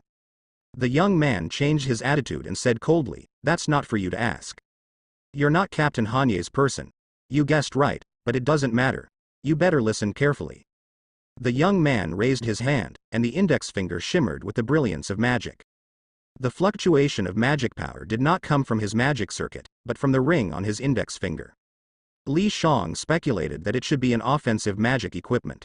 The greatest advantage of magic equipment is that it does not require incantations to perform various actions. For example, the high-end Elmero family's humanoid magic equipment, a maid made of mercury, already had preliminary intelligence. Of course, this is still within an acceptable range. The divine equipment is even more outrageous, with unimaginable power. For example, Altria's curry stick, no, the sword of victory and oath. Li Shang got out of the car in front of an abandoned warehouse. I'm called Jalant, a student of the Department of Celestial Bodies and Spirit Summoning. The middle-aged man who was in the bar introduced himself. Lucia. The red-clothed woman next to him also promptly reported her name. I have a small question. Li Shang looked at Jalant and complained, "Why are you still a student at your age?" Jalant obviously did not expect this question. He hesitated for a few seconds and smiled. The clock tower has a flexible graduation mechanism. Most magicians will return to their families after graduation, but a few magicians will stay at the clock tower to become lecturers, professors, or join a magic research team or society. While Li Shang listened, he looked around. The distant warehouse was very dilapidated. The outside was covered with weeds and vines. Graffiti could be faintly seen on the walls. The patterns were very strange, like a mass of black flesh covered in tentacles. Jalant saw Li Zhang's calm expression and felt a little uneasy in his heart. But he couldn't think of a reason for his loss. This is the tomb prepared for you. What do you think? It's terrible. Li Shang spoke honestly. Don't judge things by their appearance. Jalant probably felt slighted and raised his hand, releasing a burst of magic power. Li Shang couldn't help but show a surprised expression. A huge magic array appeared in front of him. It was round in shape, with a diameter of about 10 meters. The traces left on the ground were black, but there were silver dots floating around. It looked quite dreamlike. The traces eventually formed the shape of a flower. But from a different angle, it was an upright iron cage. Jalant showed a fanatical expression and spoke about his arduous struggle. just like most villains in Hollywood movies. To construct the ritual of summoning spirits, we spent 10 billion to purchase dragon blood materials from the survivors of the secret corpse dissection bureau, almost emptying the savings of several prestigious magic families. After the end of the divine era, the gods no longer respond to the summoning of magicians. We have tried many methods and finally discovered that the key lies in the materials. To summon a servant, you can use a holy relic, but what about the gods? Are there any items left by the gods in this world? Are there things that interest them? No, the gods don't care. Giolante's low mood suddenly became high, but your appearance made us realize that even gods have things they like. I am not a thing, you are the thing. Li Shang took a step back. Giolante's eyes were filled with desire. Like seeing a chicken that emits supreme charm and can lay golden eggs. May I ask, which deity did you summon? Li Shang confirmed his interest. Although he doubted that Giolante's magic had gone wrong and caused him to have hallucinations. This kind of situation does exist. There are records in the clock tower that a magician tried to summon the outer god Yog Sothoth and ended up going insane due to the omnipresent whispers, doing irrational things. It took the Department of Magical Law Enforcement a great price to kill him. Because he had undergone a transformation, growing octopus legs all over his eyes. His only contribution to the Magic Association was proving the existence of the outer god Yog Sothoth. Which deity? Giolante immediately froze. He didn't know. As a radical member of the Prayer God Society, his biggest dream was to summon a deity to save his deceased wife. As for which deity would respond, he hadn't considered it. Li Shang couldn't help but comment, "You guys are really unprofessional, aren't you?" "What do you know?" Giolante angrily retorted, "No matter which deity it is, they possess unimaginable power." Giolante. Lucia took out a pocket watch and said, "It's almost 7 o'clock in the morning." Giolante immediately calmed down and pointed to the magic array, saying, "Stand in the middle." Li Shang obediently walked into the magic array. After he stood in position, 4 more people arrived. Together with Giolante and the other 2, there were a total of 7 people standing in the 7 positions of the magic array. A lengthy magic chant emanated from their mouths. Li Shang took a deep breath and held the handgun he had taken from the prop storage. Without hesitation, he aimed at Giolante. A spark flashed in the silent night. After the gunshot, an indescribable sound rang out. Yellow light radiated from Giolante's body, as if it were a shield blocking the bullet. But he was still startled. However, Li Shang completely ignored him and immediately switched targets. He lunged forward, avoiding the magical missiles flying towards him, and then delivered a peanut. Blood splattered. The young magician in the black coat in the distance fell to the ground. Accelerate. Li Zhang's feet burst with air masses, and he disappeared. When he reappeared, he was in front of another magician, shoving the gun directly into his mouth. In the terrified gaze, the bullet shot out from the back of his head. Li Shang grabbed his shoulder and used him as a shield. A gloomy black light entered the magician's body. Instantly, his body turned into thick water. A curse? Li Shang quickly jumped back with agility. He swung his arm, and 2 clumps of mud flew in a parabolic trajectory, accurately hitting the eyes of the 3rd and 4th magicians. In the moment they instinctively rubbed their eyes, Li Shang raised his hand and fired 2 shots. One bullet pierced through the heart, while the other blossomed on the forehead. Almost in the blink of an eye, 4 magicians were gone. Giolante and Lucia couldn't help but be stunned. They were not just novice magicians. The ranks of magicians are divided into apprentice, junior, intermediate, advanced, master, grandmaster, and crown. Although this system is more like a professional title in the Magic Association, factors such as strength, family, thesis, and attire can still be used to infer a magician's combat ability. Someone like Li Shang would at most be an apprentice or junior.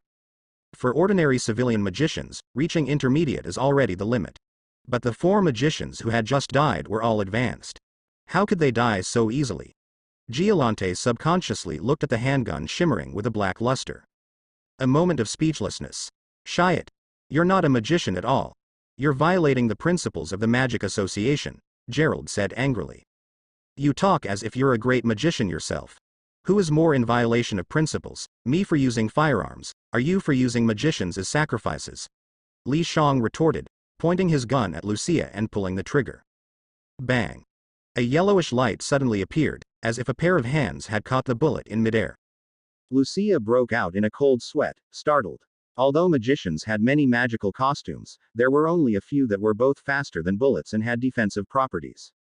Fortunately, Gerald had one. Otherwise, Lucia wouldn't even have had a chance to say her last words before meeting her end. After all, surviving a bullet to the forehead was a treatment reserved for protagonists and supporting characters. Gerald realized that Li Shang was not playing by the rules at all and had no regard for the principles of a magician. What magician would use a gun? What magician would resort to any means necessary? Such people were called magic users, like Emiya Kuritsugu. He had a notorious reputation in the Magic Association and was ostracized. If Gerald were to report Li Zhang's actions, there was a 50% chance that he would be expelled. The other 50% depended on whether his family and talent were strong enough. If he were an ordinary magician, he would most likely have to accept defeat and end his magical career. Lucia, it's time to sacrifice your life like your brother Louis. As long as the gods descend, I will definitely resurrect you all, Gerald said, enveloped in a faint yellow light. Leave this guy to me. I have my family's magical costume, and I'm not afraid of his gun. Lucia didn't hesitate and nodded. Do you really believe in this nonsense? Li Shang couldn't help but mock when he heard the familiar time for making grand promises. Resurrection? Do you think the god you're summoning is a priest? But Lucia completely ignored him. She took 2 steps forward and stood at the edge of the magic circle, then screamed in pain. There was only one way for one person to unleash the power of 7 people. To generate magic power with one's own life force. In other words, to go all out. Li Shang fired 2 shots, but Gerald blocked them all. He no longer bothered with Lucia and agilely dodged a magical missile. Having been in the ninja world for many years, although his body hadn't reached the level of a ninja, his reflexes were more than sufficient. Li Shang now had the consciousness of a Yanin, but his strength as a magician was not even as good as a genin. In simpler terms, he was all talk and no action. Just like most of the commentators in League of Legends who didn't have the skills to play professionally but had good eyes and mouths. Gerald frowned. Ordinary magicians would have been defeated by his few magic tricks. But this guy was slippery. While dodging attacks, Li Shang observed the magical costumes on Gerald's body. He didn't use any offensive magic, because it was useless. With his current level, he was far from being able to match a gun. Li Shang recalled the knowledge he had learned in class. Magical costumes could be roughly divided into 2 categories. One type was auxiliary costumes, used to amplify and supplement a magician's magic power. They allowed the use of magic with less magic power or magic that exceeded one's own limits. The majority of costumes were auxiliary costumes. The reason was simple. They were easy to make and cheap. The other type was called limited costumes. By infusing magic power into the costume, a certain phenomenon could be induced. This included the noble phantasms used by heroic spirits or servants. They were powerful and extremely rare. Gerald's magical costume clearly belonged to the second type. Li Shang had already experienced its effects. Just then, the original darkness suddenly turned blood red. The magic circle trembled violently. 7 flashes of lightning suddenly appeared at the 7 positions where the magicians were standing. Li Shang couldn't help but be surprised. Are you serious? He couldn't afford to delay any longer. If a god really descended, who knew what would happen? Li Shang thought for a moment and fired another shot at Gerald. The light on his body quickly gathered at his heart, blocking the bullet. The light in the other positions clearly weakened. Li Zhang's eyes lit up. It's useless. Your gun can't break through my defense, Gerald said proudly. And the ritual is about to be completed. Take advantage of the remaining time and flee like a rat. Most magicians have personalities that are comparable to Uchiha. Li Shang sneered and said, You're wrong. It's not that your defense is strong, it's just that my firepower is insufficient. Flower growers have always had a fear of insufficient firepower. He had anticipated this situation. Li Shang took out a Lee Enfield rifle and aimed it at Jalant, opening fire. Rat-a-tat-tat. The flames were dazzling. Although this British rifle had been replaced by newer models, its rate of fire was very fast, capable of achieving machine gun-like effects. Jalant was completely suppressed. The light on his body flickered like a nightclub's revolving lights. When he finally reacted, he cursed loudly at Sheet. Reluctantly, he realized that if this continued, he would exceed the limit of his magic outfit. Just as he was about to use auxiliary magic to evade, a crisp sound rang out at his feet. Flashbang. Ah! My eyes. Jalant had never encountered such a speechless situation in his life. He covered his eyes, in extreme pain. His dog-like eyes were completely blinded without any defense. Then, a bullet pierced through the thin light and hit his shoulder. Once is never enough. 1 minute later, Jalant fell to the ground. Li Shang blew on the muzzle of his gun. The feeling of suppressing firepower was exhilarating. No wonder men like to pilot Gundams, but he immediately thought of Lucia and quickly turned to look. He couldn't help but be taken aback. Lucia was lying on the ground, her body emaciated, gasping for breath, like an elderly person on the verge of death. But her expression was still excited. Noticing Li Zhang's gaze, she mustered her last bit of strength and said, "Your time of death is near, and I will be reborn." After saying that, she breathed her last breath. At least she didn't close her eyes halfway through speaking, like a supporting character in a domestic TV drama. Li Shang gripped his gun and looked around vigilantly. The warehouse was gone, replaced by endless mountains. Illusion? Li Shang felt a strong sense of da copyright vu. The previous 7 lightning bolts had turned purple-red, emitting a strange feeling. It's coming soon. Jalant was not dead yet. The golden light on his body was flickering madly. He held on, waiting for the arrival of the god. Li Shang frowned, wanting to shoot him, but a thunderous roar temporarily immobilized him. A blood-red dragon rolled out from the ground, spreading its wings and hovering high above his head. "Yes. Devour him," Jalant shouted excitedly, completely ignoring the bullet holes on his body. The blood dragon, as he said, swooped down towards Li Shang. But it didn't devour him. When it was above his head, it suddenly dispersed into a pool of blood, raining down. Li Shang shook his head, regaining his senses from the dragon's roar. He looked puzzled as he watched the dragon blood on his body gradually disappear. "You have been bathed in dragon blood, and your body has undergone changes. New talents and panels have been generated. Please check. Half-dragon hybrid, D rank. You have surpassed the limits of humans and transformed into a humanoid dragon. Attributes. Strength E, 1. Corrected to Strength D, 21. Jalant was stunned. The program was completely wrong. This situation was beyond his expectations, but it was also strangely familiar. Just like the scene where Siegfried bathed in dragon blood. A gust of wind blew by. Astarte appeared in front of him. She glanced at Li Shang, then looked at Jalant. "Have you heard a saying? It describes Marie Antoinette.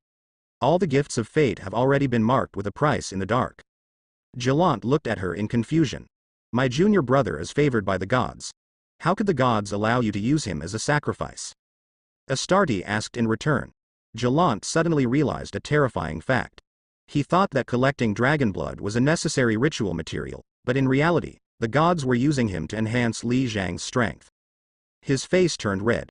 All his requests were nothing but a deception. Endless anger surged within him. He died of anger. Astarte smiled and said, "Eri, you're competing with me for a man."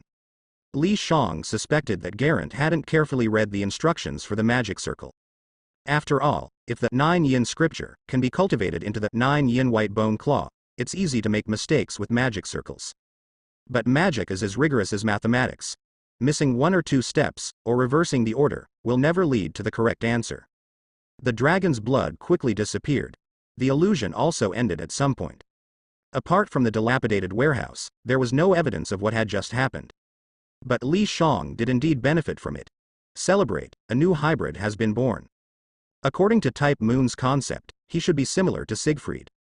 That kind of servant summoned and possessing the attributes of a dragon. Li Shang snapped back to reality and noticed Astarte not far away. She was wearing a beige windbreaker, a black sweater underneath, and a pleated skirt with stockings that extended who knows where. "Sister, how did you find me?" "Of course, it was magic." Astarte explained. "After you disappeared from the Department of Law and Politics, I used tracking magic." Magic is truly amazing, Li Shang sighed. But he also knew that things were far from being as simple as Astarte made them out to be. To be able to accurately track his location, this magic must be of a high level. Ordinary tracking magic can at most give a general direction. Light poured in from a distance. Kaya Rinri got out of the car and waved her hand, and several magicians ran out from behind her to clean up the scene. "Li Shang, we have already investigated the truth. Louis committed suicide on the orders of the Prayer God Society. You were released without guilt." Duh.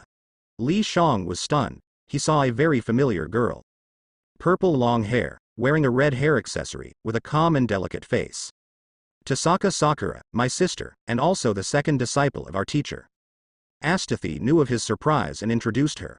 This name undoubtedly confirmed Li Zhang's guess. Sis. Tear. His thoughts were a bit chaotic. The plot had changed, and he didn't know if it was a good thing or a bad thing. Do you have to call me that reluctantly? Tasaka Sakura smiled and said, should I call you senpai? No need, no need. Li Shang quickly said, I just experienced a crisis and haven't reacted yet. Then, he explained what Garant had done to them. In addition to bathing in dragon blood, he also confessed to using firearms. Kaya Rinri's expression wasn't very good. Garant had seriously violated the rules of the Mage Association. If he were still alive now, he would definitely face endless imprisonment. As for your use of firearms, it was purely out of helplessness. The Department of Law and Politics will not pursue it, but as a magician, you should act like one. Don't casually use firearms again next time. Kaya Rinri was obviously not the kind of stubborn magician. I promise next time, Li Shang assured. After Kaya Rinri took away the body and the remaining materials of the magic circle, only Asthathy and Tasaka Sakura were left. Let's go home. Asthathy opened the car door. Tasaka Sakura immediately took the front passenger seat. Li Shang could only sit in the back seat. Unexpectedly, this time Asthathy drove quite steadily. There was no longer the feeling of being in an F1 race. So she's a siscon. Li Shang couldn't help but think. When they returned to the villa, it was already bright outside. There were no classes in the morning.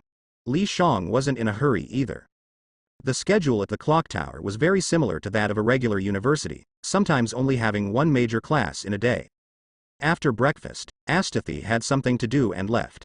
Taking this opportunity, Li Shang asked, Sister, why do your names differ so much? I was adopted. Tasaka Sakura didn't hide it and said, I come from the prestigious Tasaka family in Fuyuki City, and I have an older sister. But because the magic crest of the magician family can only have one inheritor, I was adopted by Asthathy. Li Shang nodded slightly. The magic crest is the symbol that distinguishes noble magicians from common magicians. It is something that magicians spend their entire lives training and solidifying, and can be transplanted to the successor after death. The reason why ancient magic families are so powerful is largely due to the existence of the magic crest. Let's give a simple example. For example, a first-generation magician accidentally developed the Sharingan and turned it into a magic crest. Passed down from generation to generation, it has been strengthened by countless people's efforts and has evolved into the Rinnegan in the latest generation. What does this mean? There's no need to say more. Two magicians with the same talent, let's say they both have 100 magic circuits, and the quality is the same.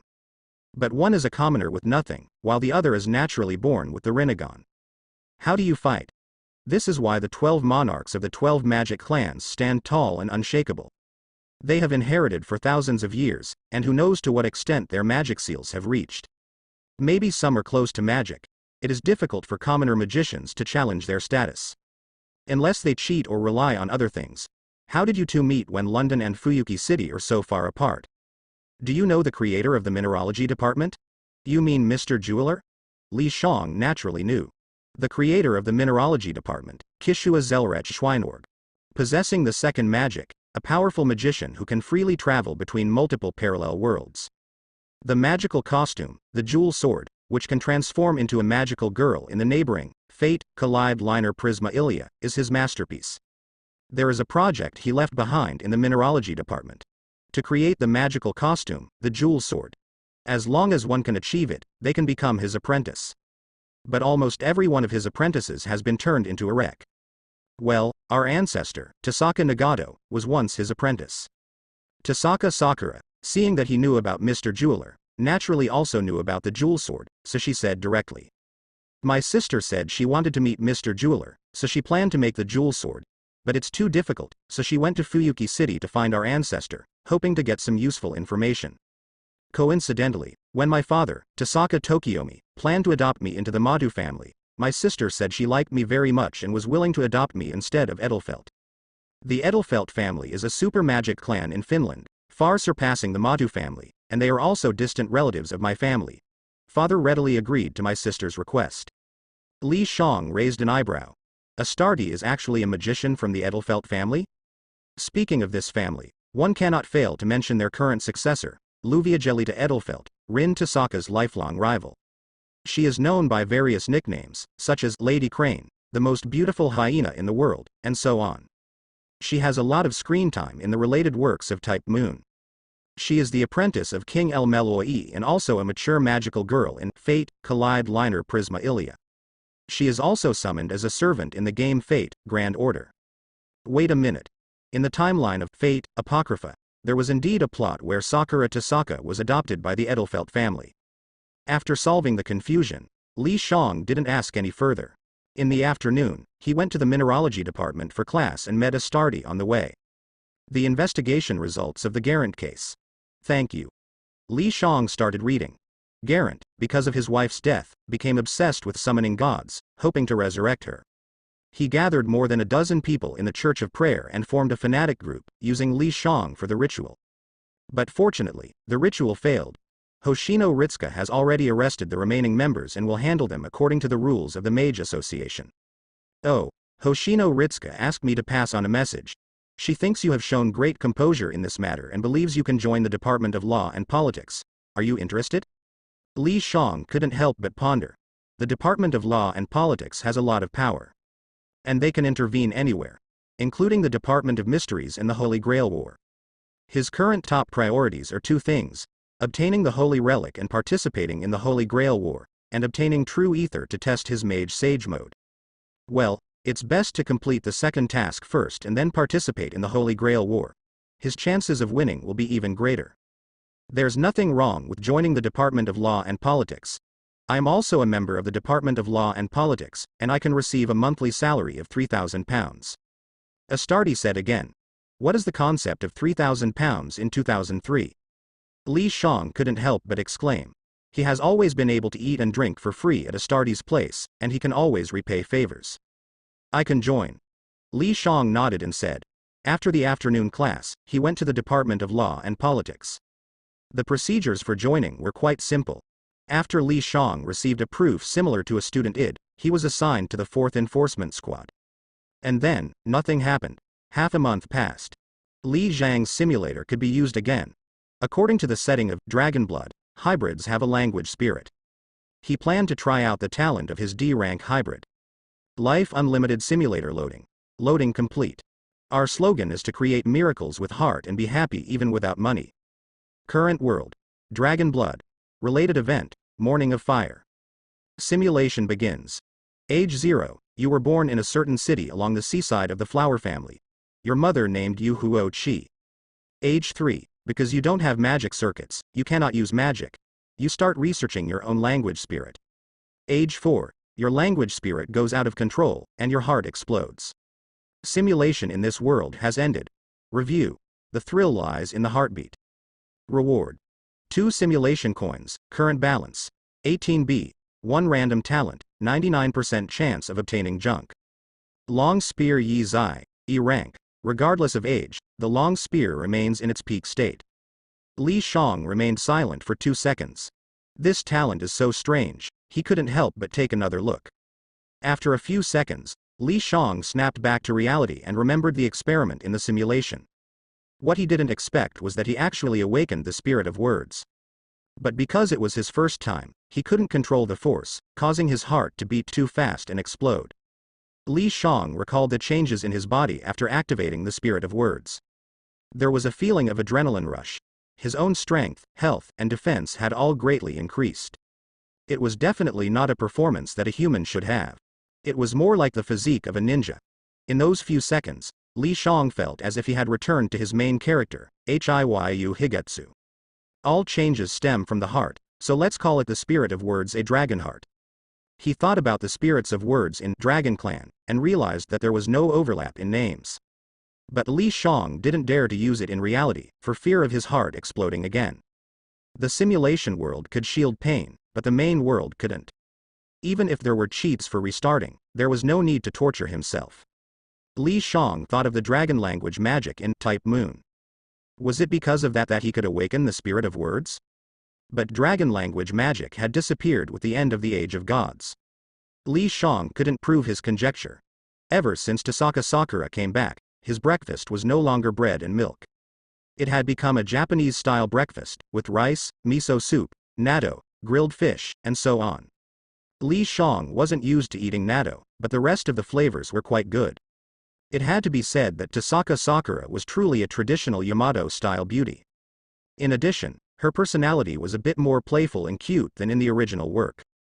Actually, Li Shang had always wanted to criticize the mushroom's twisted taste. Even if he wanted to play something dark and deep, it shouldn't be to the extent of torturing a beautiful girl like this, right? After finishing breakfast, Li Shang attended classes in the morning at the Mineral Science Department and in the afternoon at the Law and Politics Department.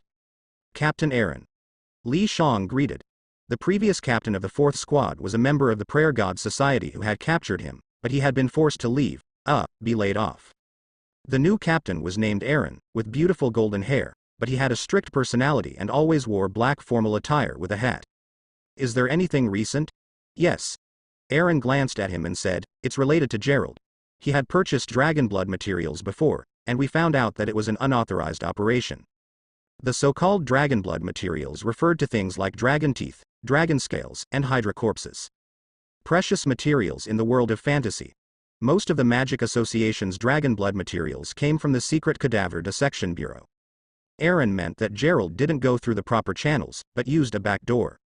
Suddenly, Li Shang remembered that half a month ago, Gerald had mentioned that they had purchased materials from survivors of the secret cadaver dissection bureau. Survivors, in simple terms, were gravediggers from the spirit tomb Albion who had escaped without permission. And the reason they desperately fled was naturally because they had dug up extremely valuable dragon blood materials. In other words, this was a smuggling case. Do you need my help? When it came to the spirit tomb Albion, Li Shang was very interested. The dragon blood in his body came from the buried dragon in the spirit tomb. Although it was only D rank, Li Shang wanted to know how impressive this dragon was and if it was as strong as the Dragon Kings in Dragon Clan. Your rank is too low.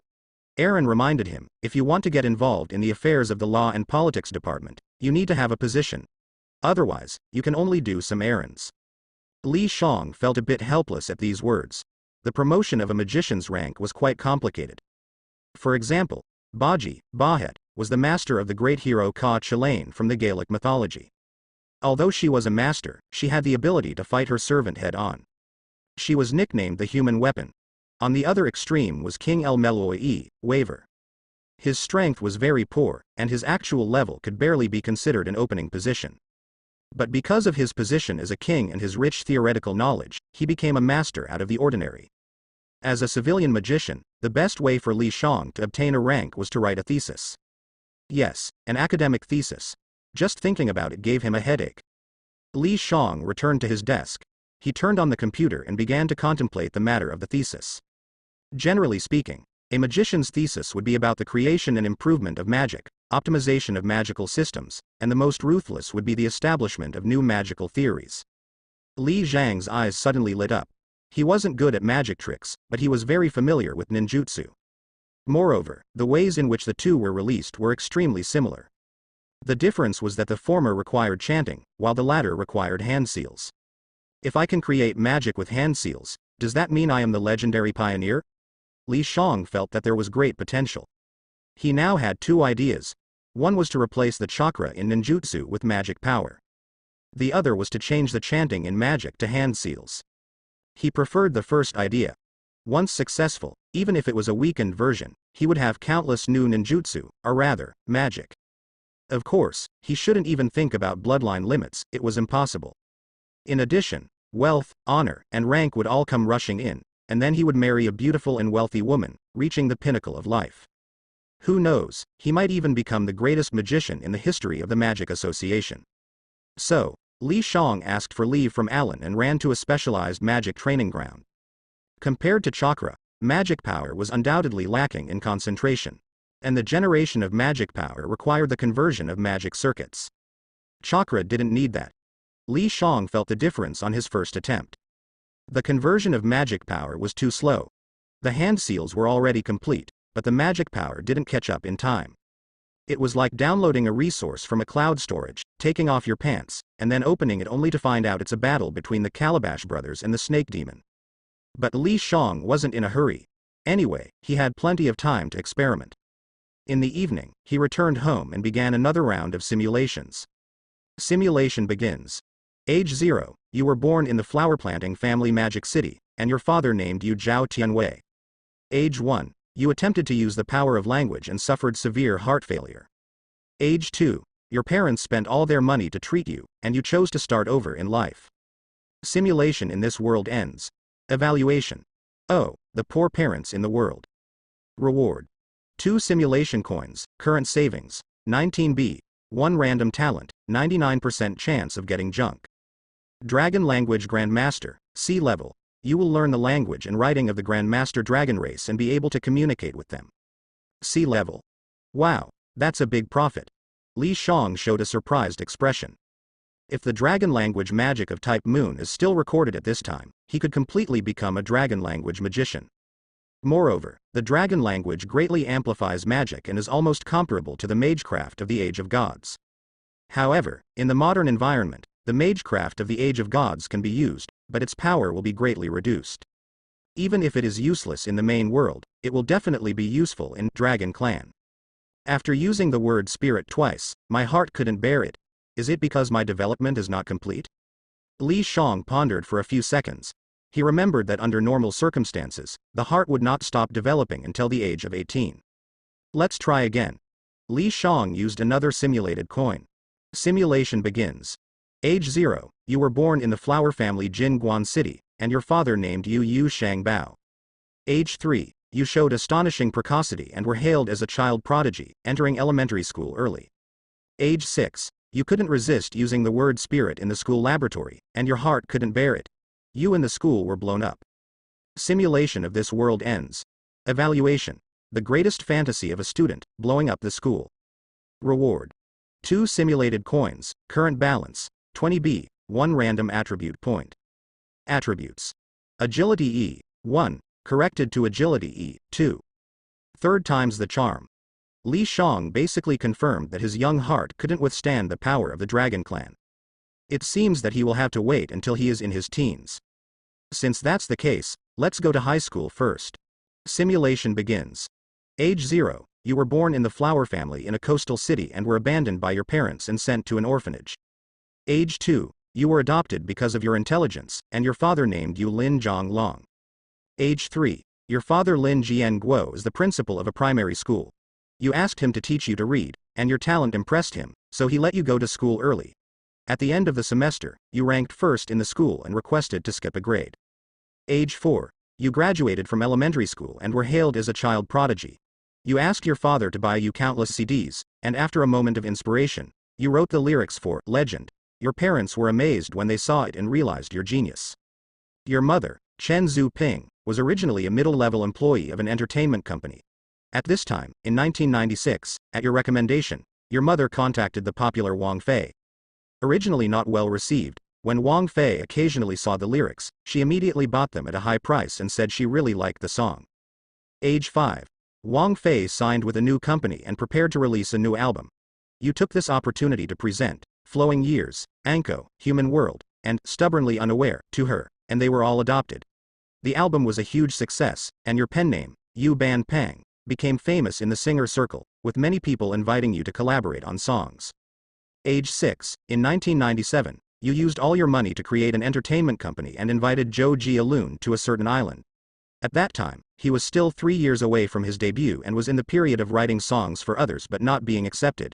He didn't want to come, but when he saw your 4 songs, Nunchucks, Fireworks Cool Easily, In the Name of the Father, and Love Before BC, he showed an expression of incredible shock and immediately expressed his willingness to join. In June, after inviting Lin Mai-kei, Zhang Xingyin, and others to compose, the debut album, Super Era, of the newcomer Zhou Jialun was released, including the 4 songs mentioned above, as well as Simple Love, Star Bright, 7 Miles Fragrance, Tornado, Nocturne, and Compendium of Materia Medica. These 10 songs swept the Chinese music scene, and no one dared to compete with them.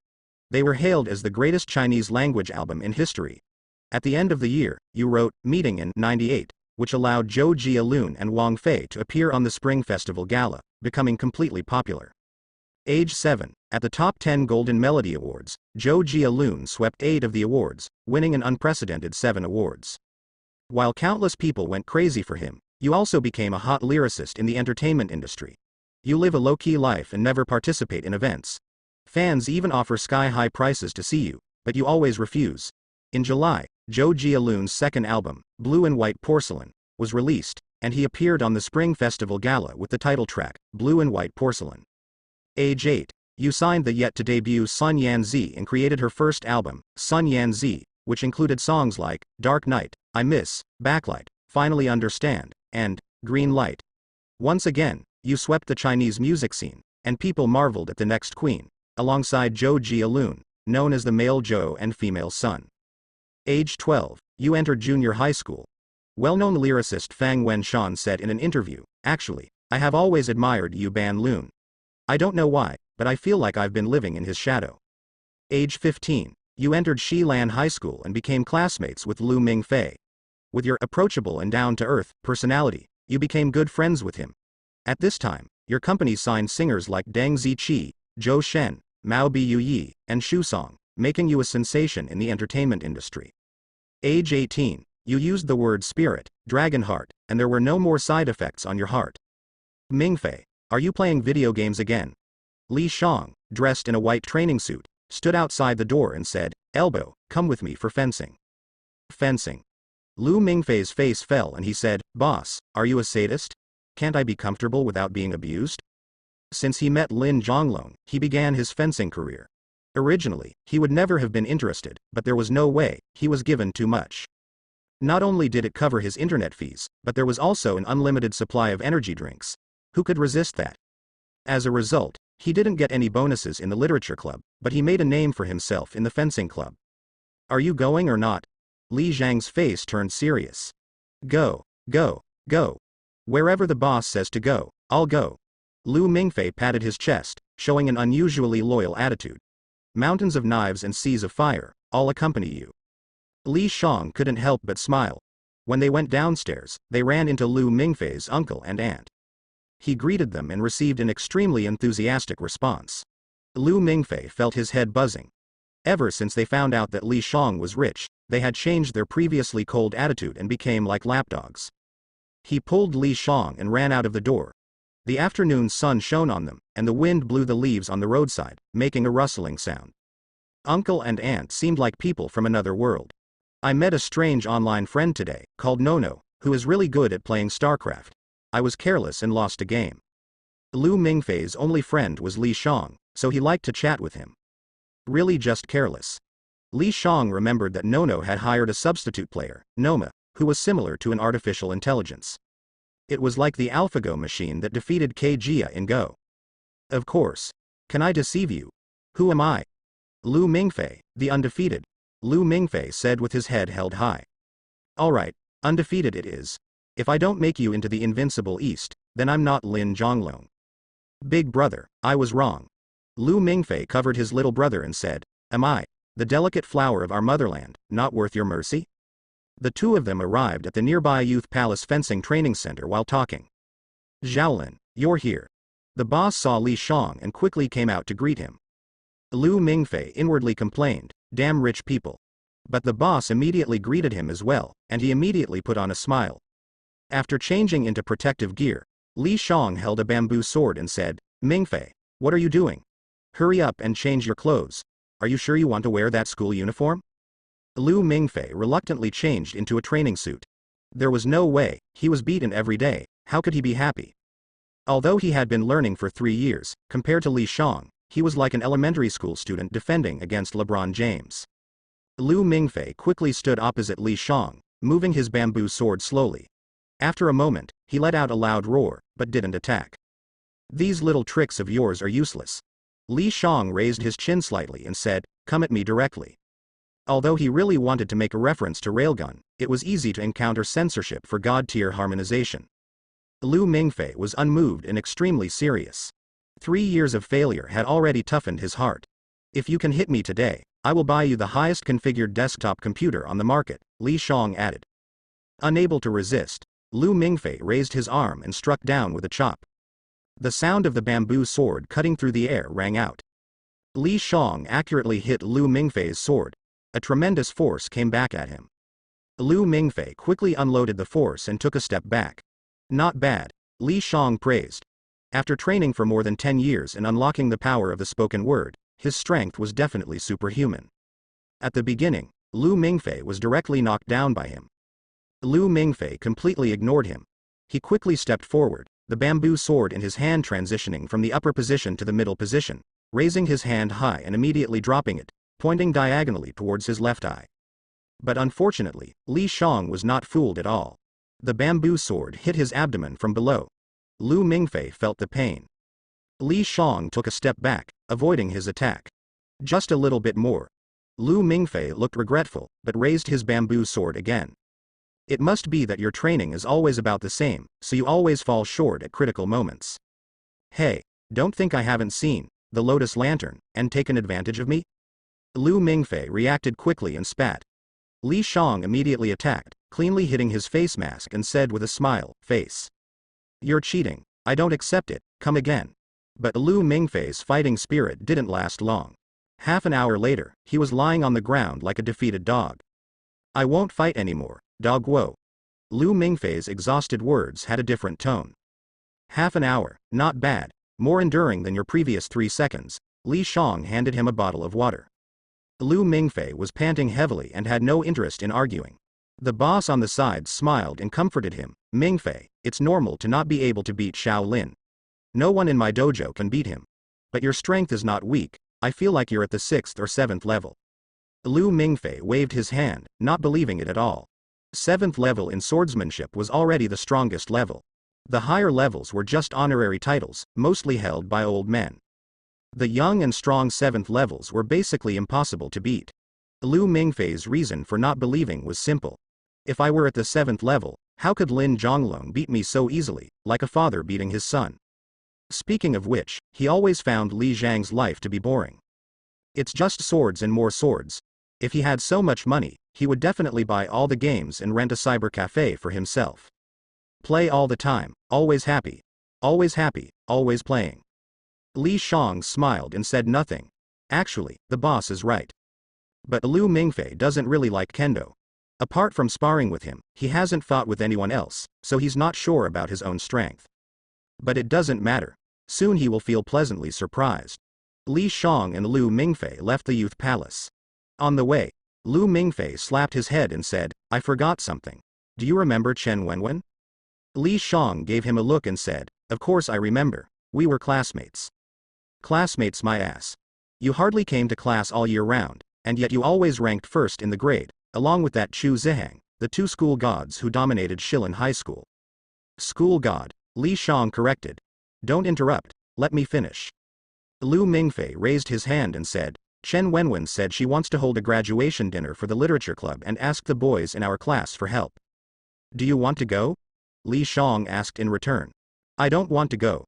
Lu Mingfei didn't hesitate and said, "I'm not a member of the literature club." Although he had a good impression of Chen Wenwen when he first entered school. She was beautiful and liked to read some cold and sad literature, making her a teenage heartthrob. But he was dragged around by Li Shang, seeing all kinds of celebrities, and even went to get foot massages together. He had seen all kinds of big stars, so someone like Chen Wenwen, who was still green and beautiful, was not worth mentioning. In addition, he either played games or practiced fencing in his free time, and he didn't join the literature club, so he had very little contact with her. The spark of love was crushed by Li Shang. "It's really boring, and I heard that it's not just a dinner, it's actually Zhao Menghua confessing to Chen Wenwen." Li Shang casually said, "Tisk, if it weren't for you, I would have been loved to death by Chen Wenwen. Now a flower is stuck in cow dung. You're being conceited again. Even Zhao Menghua looks down on you." Li Shang remembered that his family background was pretty good and he was quite popular in class. "That weak guy, I can take on 10 of him, no problem." Lu Mingfei raised his fist and said fiercely, "I believe that." Li Shang said with a smile. The two of them stopped at the entrance of the residential area. "I'll go check if there's any mail." Lu Mingfei's aunt had applied to many foreign universities for him. Because his grades were not good. Even worse than the original, after all, Li Shang took up a lot of his time practicing kendo. But Lu Mingfei wasn't worried, because Li Shang had said that if he didn't pass the exam, he would use his connections to let him go to a foreign university with him. And this happened to coincide with his aunt's plans. So Lu Mingfei let her apply everywhere. Is there any mail for me? Lu Mingfei peeked his head out at the entrance of the communication room. Li Shang followed along. There should be a reply from Castle College without any surprises. Yes, it's from the United States. The security guard handed a letter to Lu Mingfei. He tore open the envelope and exclaimed in surprise, "It's actually written in Chinese, but what is this Castle College? I've never heard of it before." Castle College, I know, Li Shang promptly explained. It's indeed a good university. I heard that graduates are guaranteed job placements. Lu Mingfei immediately believed the contents of the letter. Although he was not clear about Li Zhang's true identity, it was true that he was wealthy, so Lu Mingfei always treated him as a rich second generation. There's also a package, collected after signing, the security guard said again. A package? Lu Mingfei asked in confusion, but still signed for it. He opened the package and found the latest model of the N96 phone inside. There was a contact person named Professor Gudrian. It must be a scam. What Castle College? I've never heard of it, Lu Mingfei's aunt exclaimed, spitting with anger. Although she had applied for foreign universities for Lu Mingfei, it was just a way for her son, Lu Ming's, to seek advice. It was also a way to give Lu Mingfei's parents an explanation. However, she couldn't believe it even after it was truly accepted. Chubby Lu Ming's also said, and what about the Chicago University's alumni school? Last year, our school's top student, Chu Zihang, went to the Chicago Alumni College. That kind of college is almost like an Ivy League school, even Americans can't get in. The implication was that Lu Mingfei was even less likely to get in. But what scammer would spend so much money? Lu Mingfei's uncle touched the phone, maintaining an elegant posture. He had always had good taste and would always show off his high-priced replica watch during conversations. Although they had been using Lu Mingfei's parents' money all along. The school Chu Zihang went to as Castle College, Li Shang added sarcastically. Suddenly, the Lu Ming's family froze, as if time had stopped. Especially Lu Mingfei's aunt, who had a look of disbelief on her face. They, like Lu Mingfei, trusted Li Shang a lot. After all, after the uncle's certification, this classmate was worth more than 100,000. There was no way around it, Li Shang was about to slay dragons. After struggling for more than 10 years, wasn't he allowed to enjoy himself a little? Lu Mingfei felt inexplicably relieved, but didn't say anything. We'll find out if it's fake or not the day after tomorrow at the Lijing Hotel, Li Shang said before leaving. On his way home, Li Zhang's phone rang. Hello, who is this? Hello. I'm Yi Sheng from Castle College. After our investigation, we believe that you can participate in the interview for our college. If you're interested, please come to the Lijing Hotel the day after tomorrow morning. After saying that, he hung up directly. The difference in attitude towards Lu Mingfei was like night and day. Li Shang wasn't surprised. It was already in the original work, where they specifically invited other classmates of Lu Mingfei to the interview. But in reality, they were just extras. Their only goal was Lu Mingfei. At night, Lu Mingfei found his online friend and StarCraft buddy, Old Tang, to learn about interview skills. Lijing Hotel. The most luxurious hotel in the city, a 5-star global chain. But for Li Shang, there was no sense of mystery. Because all out-of-town guests received by the company were arranged here. Today, it was obviously booked by Castle College.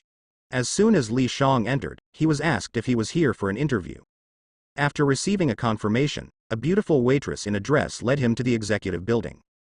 He opened the room. Inside were all familiar faces. Lu Mingfei, Chen Wenwen, Zhao Menghua, Su Shaoqiang, and others. When Li Shang came in, they all took a sharp breath. Many people showed expressions of surprise and discomfort. As a top student who could be compared to Chu Zihang, Li Shang had also created an unbeatable legend at Shilin High School. For example, he only attended 10 classes in one semester, yet still achieved the highest scores in the grade. If it weren't for Chu Zihang being one grade above him, who knows how much blood would have been shed. For them, having such a top student come for an interview was undoubtedly a devastating blow. They could only hope that Castle College was not only recruiting one student. Lu Mingfei, who was originally uncomfortable, immediately waved excitedly. When he came, he also received the same attention as Li Shang. But in reverse. What surprised him was why he was able to participate in the interview instead of coming to compete for a spot. Enough talk, boss, take care of me in the future. Lu Mingfei handed over a pen and paper, smiling like a big boy. He had been taken care of by Li Shang for a long time, forming a certain dependence. And in this room, no one had high expectations for him. Maybe you're the one taking care of me. Li Shang glanced at the paper, which was a form for filling in personal information. Lu Mingfei grinned and said, although only you have confidence in me, it's obvious that you haven't woken up yet. He was very self-aware. Zhao Menghua, needless to say, had an American tutor. Su Shaoqiang had stayed in the United States, and even Chen Wenwen had dressed up carefully, looking as beautiful as a flower. Only he seemed like a husky mixed in with a pack of wolves. The others glanced at them a few times. Some of them clearly showed disdainful expressions. They looked down on Lu Mingfei, who was like a lackey. After Li Shang finished filling out the form, he said, don't underestimate yourself, you are destined to be different from them. Lu Mingfei was stunned. He did have fantasies. After watching The Matrix, he felt that he should have undeveloped superpowers like the protagonist. In the silence of the classroom where only the sound of writing could be heard, he would occasionally look up at the door. Would a large group of men in black rush in the next second and shout at him, young Master Lu, welcome home? Unfortunately, there wasn't. His parents were somewhere enjoying themselves. You almost make me believe what you're saying. Lu Mingfei bumped Li Zhang's shoulder. Just then, the door to the conference room opened. I am the examiner, Yi Sheng. The young man was wearing a dark green suit and smiled, revealing a set of snow-white teeth, looking very handsome. Lu Miao. The little beauty in the class who was extremely good at playing the piano followed him into the interview room, looking nervous. Do you all know about Castle College? While they had time, Zhao Menghua chatted with Chen Wenwen, Su Shaoqiang, and others. Li Shang didn't pay attention, but as they talked about the college having many Harvard professors and only admitting 1 or 2 students a year, their gaze couldn't help but drift towards Li Shang. Not much hope, huh? Zhao Menghua whispered. It's okay. Chen Wenwen comforted, we're all just giving it a try. Seeing their flirtatious looks, Su Shaoqiang became so angry that he couldn't speak. The door was pushed open. Lu Miao was obviously not accepted, her eyes slightly red. She grabbed her backpack and left. Next was Su Shaoqiang, who came out 5 minutes later with an angry expression and walked away without looking back. One after another. None of them lasted more than 10 minutes. Lu Mingfei felt anxious and asked, Boss, the situation doesn't look good. Li Shang calmly said, it's normal for them to be rejected. Because there were only the 2 of them left, he wasn't afraid of offending anyone. Lu Mingfei raised his thumb and said, Boss, hockey, good luck to you.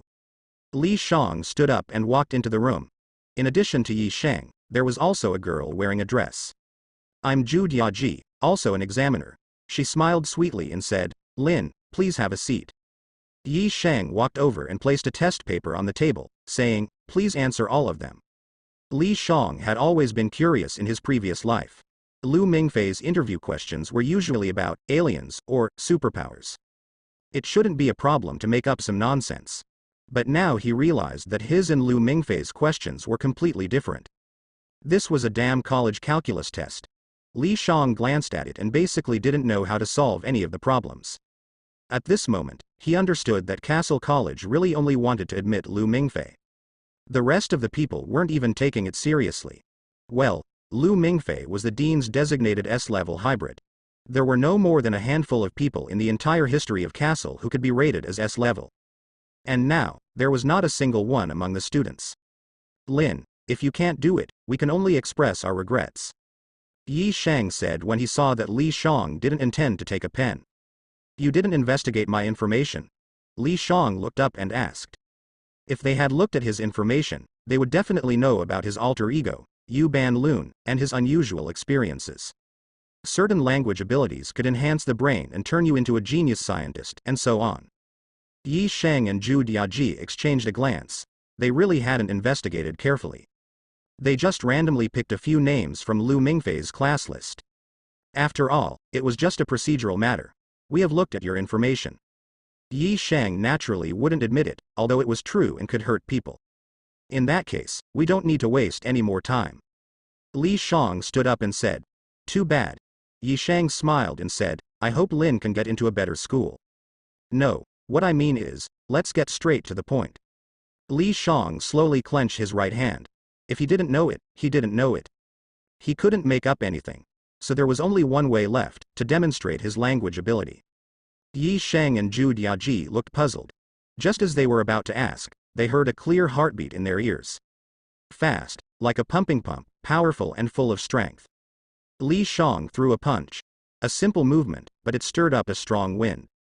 The desk in front of him immediately cracked, and the test paper turned into powder. Yi Shang reflexively raised his hand. As a member of the execution department, his close combat skills were strong. But it was too late. The speed was too fast. Yi Shang instinctively closed his eyes, but Li Zhang's fist stopped in front of his face. Countless winds made Yi Shang feel like he was being cut by a knife. And there was an unimaginable pressure that made him unable to breathe. When he came back to his senses, he noticed that everything around him was in ruins. You awakened the power of language. Yi Shang swallowed his saliva. He ran a lap at the ghost gate. He couldn't help but curse the unreliability of the school in his heart. Why didn't they explain to him that there was another person besides Lu Mingfei? And judging from the strength he just displayed, he was probably another A-level. Zhu Diaji quickly stepped forward, grabbed Yi Shang, and said, "Sorry, this is a mistake on our college's part." "It's okay." Li Shang smiled and said, "I have long admired Castle College." Yi Shang and Zhu Diaji immediately thought of Chu Zehang. He also came on his own. It shocked the college, and when they received the news, they couldn't believe it at all. "Congratulations on passing the interview. Please wait for the college's notification." Yi Shang reached out his hand, and a white fang appeared. In fact, once someone awakens the power of language, it is impossible for them not to join Castle College. "Thank you." Li Shang shook his hand. "How did it go?" As soon as Lu Mingfei saw Li Shang come out, he quickly asked, "I heard some noise inside, did something happen?" "It's nothing, I just tripped. That's really unlucky. But I passed the interview." Li Shang patted his shoulder and said, "Now it's your turn, good luck." Lu Mingfei was not surprised that he passed the interview, but when he heard the second half of the sentence, he took a deep breath and said, "Boil a bowl of tea for me while I wait for you to come back." The figure entering the room was like Guan Yu riding a horse, charging into the crowd. Lu Mingfei immediately looked confused, his eyes widened. The room was in chaos as if it had just experienced an earthquake. At this moment, he suspected that Lin Zhonglong had beaten the examiner after failing the interview, but there were no injuries. Indeed, he was fierce, just like a big brother. But Lu Mingfei realized that he was confused too early. The questions Yi Shang asked were getting more and more absurd. As a result, all the foreign languages he had learned from Lao Tang overnight were useless. The last question, "Do you think the foundation of humanity is idealism or materialism?" Lu Mingfei hesitated for a long time, and could only stick out his tongue and try to pass it off as cute. "Please wait for our notification." Zhu Diaji still maintained a sweet smile. But Lu Mingfei was not in the mood to appreciate it. He left the room, pretended to wipe his eyes, and said, "Big brother, I may not be able to follow you anymore. The results haven't come out yet. Why are you panicking?" Li Shang threw Lu Mingfei's school bag at him and said, "Maybe the professors at the college are praising your answer as 1 in a million." Lu Mingfei was speechless. "You're exaggerating, it hurts." But what he didn't know was that Li Shang was not lying. Late at night, Professor Gudrian, who hurried over, was interrupted before Yi Shang could mention Li Shang. "Don't waste time, I only care about Lu Mingfei." Yi Shang reluctantly talked about Lu Mingfei's answer. Under his stunned expression, Gudrian began to wildly praise him like a dog chasing after a goddess. He praised him to the heavens. "Professor, are you just covering up?" Zhu Diaji couldn't help but say. "Cough, this is a candidate recognized by the principal as S-level. It's been decades since we've had such a case. It's not an exaggeration." Professor Gudrian said firmly. "Okay, I'll call and inform him." Zhu Diaji took out her phone and quickly dialed the number, putting it on speaker. "Is your family dead? Not sleeping in the middle of the night?" An irritable voice sounded. Zhu Diaji frowned, but still told him the news that Lu Mingfei had passed the interview. Suddenly, there was silence. She almost thought she dialed the wrong number. "Oh. We will definitely come tomorrow." A vacant look appeared in Aunt Lu Mingfei's eyes as she hung up the phone. "There's one more thing," Yi Shang said with a serious expression. "Is there anything missing from Lu Mingfei?" Professor Gudrian asked with concern. "It's a classmate who interviewed with him, Lin Zhonglong. He awakened his language spirit." Yi Shang felt a bit helpless. "Although he is an S-level, your attitude is really out of line." Professor Gudrian was stunned and asked, "Are you sure? The principal didn't tell me there was another one. How could I be mistaken?" Yi Sheng brought him to the interview room during the day. The traces inside remained motionless and intact. Professor Gudrian's expression immediately became serious as he asked, "Tell me the situation." Yi Sheng immediately explained in detail about Li Zhang's performance. "You mean you felt pressure from him?" Professor Gudrian's face showed an excited expression. He struck gold with this find. "Yes, I suspect his bloodline level is at least B level, and more likely A level, just like Captain Chu Zehang." Yi Sheng concluded. "Call him immediately." Professor Gudrian also took out a phone and said, "I need to report this to the principal." "Okay." Zhu Daya nodded and dialed the phone. "Hello, Lin, congratulations on being admitted. Please come to the Lijing Hotel again tomorrow morning, and you can bring your parents." Li Shang hung up the phone and continued sleeping. The next day, he went to his own villa. Although he was adopted, his parents treated him very well, which was only right and proper. "It's up to you to decide." Lin Jiangguo smiled and said. The biggest luck in his life was adopting this son. Who could have known that an 18-year-old boy would turn out to be a half behind-the-scenes boss in the entertainment industry? Such things can only happen in novels. Unexpectedly, they caught up with him. Sometimes he wondered, if Lin Zhonglong's biological parents knew his situation, they would probably regret it. Li Shang nodded and went to the Lijing Hotel alone. He arrived relatively late. Uncle and Aunt Lu Mingfei were already enjoying the rare luxury food. Li Shang had no good feelings towards the two of them. "You must be Lin Zhonglong, right?" Professor Gudrian warmly shook hands with him. Afterwards, he began to introduce the situation of Castle College. The library, the sports hall, the music hall, the sailing competition, the computer competition, the dance party, and so on. It made Uncle and Aunt Lu Mingfei feel sour, as if they had eaten lemons. Li Shang wanted to complain. Professor Gudrian said that they had won the sailing competition against the University of Chicago for 3 consecutive years. "It's really unlucky. Isn't this bullying honest people?" The members of the University of Chicago met a group of little dragons. "Are you polite?" On the way, a girl rushed over. "Second-year student Chen Motong, you can call her Nono." Professor Gudrian introduced. Lu Mingfei felt that the name Nono sounded familiar. Other than that, there was no other reaction. Although she was beautiful, she seemed too proud. She kept staring at him, making him feel a bit uncomfortable. Li Shang remained calm and didn't say anything. When Lu Mingfei agreed, he raised his hand and said, "I have a request. I hope to skip the preparatory course." Professor Gudrian was stunned, but it was not convenient to discuss language spirits in front of Lu Mingfei, so he said, "Lin, let's talk after it's over." After Uncle and Aunt of Lu Mingfei had eaten their fill, they took him away. Even if he was going to Castle Academy, he still had to pack his luggage. Moreover, school hadn't started yet. Gudrian was quite kind to Lu Mingfei and gave him a great deal of freedom. He could spend the summer vacation at home before going to Castle Academy. But Lu Mingfei replied that he wanted to go with Li Shang. Gudrian was slightly surprised. He didn't expect the two of them to have such a good relationship. But he could understand. Half-breeds all had what was called the blood sorrow, and would stay away from crowds. That is, a sense of loneliness. Only they, who also possessed the bloodline of the dragon race, could attract each other like surrogate envoys. At the dining table, only Chen Motong, Yi Sheng, and Zhu Dayajin were left. "Why do you want to skip the preparatory course?" Gudrian kindly advised. "Although you unexpectedly awakened your language spirit, you know very little about the dragon race.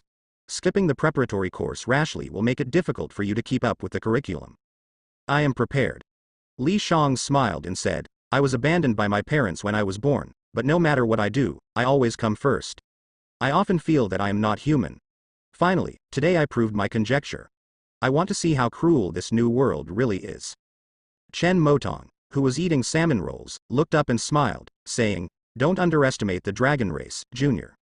Nono is right. Gudrian nodded in agreement and said, "You don't understand how terrifying the dragon race is. We are just inheritors. When I awakened my language spirit, I gained the ability to understand dragon script." Li Shang interrupted him and said, he skipped the preparatory course because he wanted to participate in the Kuiman plan in advance. That underwater bronze city had many dragon scripts, most of which were related to alchemy. After all, Bronze and the King of Fire, Norton, were both Grand Masters of alchemy, the existence of the world's most advanced alchemy. And Type Moon also had alchemy. Li Shang felt that since he had come to the dragon race, besides killing and conquering, acquiring knowledge was also an extremely important part. His academic thesis had not yet been settled. In addition, it was impossible to miss the opportunity to increase his own strength. And to save 2 more people. Finally, this event was called the Dawn of Fire. To obtain the highest score in the clearance, it was undoubtedly necessary to brush Norton. What did you say? Gudrian stood up directly. His expression was full of disbelief, as if he had heard that he had become a lifelong professor. Yi Sheng and Judeyajan also stood up instinctively. Chen Motong coughed violently, choking on her food, and quickly drank half a glass of water. The dragon race transmitted power through words, and the importance of dragon script was self-evident. Castle Academy had spent a long time and a lot of effort to decipher dragon script.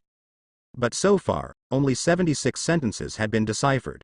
The last person in history who understood dragon script was Nicholas Flamel. He was a copyist and alchemist, the only person who successfully transmuted the Philosopher's Stone, and he passed down the 76 sentences of dragon script. If someone could understand dragon script, it would have an indescribable impact on Castle Academy. At the same time, it would also have an immeasurable effect on the search for the dragon race. After all, many dragon races were buried in historical ruins. I can understand dragon script. Li Shang repeated again. This is impossible. Gudrian felt that his research career was in trouble. How could there be such a language spirit? This is unscientific. But half-breeds themselves have all sorts of strange language spirits. Why can't there be a language spirit that can understand dragon script? Li Shang said calmly, besides, if you don't believe it, you can bring out the dragon script you have deciphered and I will give it a try. I believe your academy should have it, right? Ah, right. Gudrian woke up as if from a dream and said, Yi Shang, give me the notebook. Chen Motong also stopped eating. She curiously looked at Li Shang. The rarity of being able to understand dragon script was comparable to that of an S-rank half-breed. Once Li Zhang's words were proven, he would undoubtedly become the focus of Castle Academy, no less than Lu Mingfei. Please take a look. Gudrian took a deep breath. Although he initially didn't believe it, he now strongly hoped that what Li Shang said was true. A painting appeared on the screen of the notebook. A massive tree, covered in blue blossoms. Waves overlapping, disappearing into the depths of the painting. Dragon script is not traditional writing in the conventional sense, it is more like expressing meaning through patterns. Li Shang looked at the painting and said, the branches of blue blossoms lead to the cause and effect of the giant tree. Gudrian widened his eyes. Although he didn't say anything, Chen Motong and the others already knew the answer. What about this one? Gudrian immediately switched to another image. Countless long swords floated above a mountain. The distant sunlight seemed to be dyed with unimaginable sharpness. When I once rode a sword, I ascended Mount Kunlun. The wings of the heavenly dragon emerged from behind, and the white tiger transformed into a flying lynx. Li Shang answered without hesitation. Gudrian's head buzzed. It was correct. All of them were correct. He exclaimed with joy, Lin, please wait a moment. I will immediately call the principal and your request will surely be fulfilled. Gudrian made the call in front of Li Shang. After a few seconds, the call connected, and he quickly told Principal Ange about the situation. The principal has agreed to your request. Gudrian breathed a sigh of relief and said, thank you. Li Shang continued, I hope to join the execution department ahead of time. Gudrian immediately showed a conflicted expression. But when he thought about how Li Shang could understand dragon script, it was destined for him to join the execution department. It wouldn't be bad to become an intern ahead of time. So he nodded and said, there shouldn't be a problem with this condition. Then how about setting off tomorrow?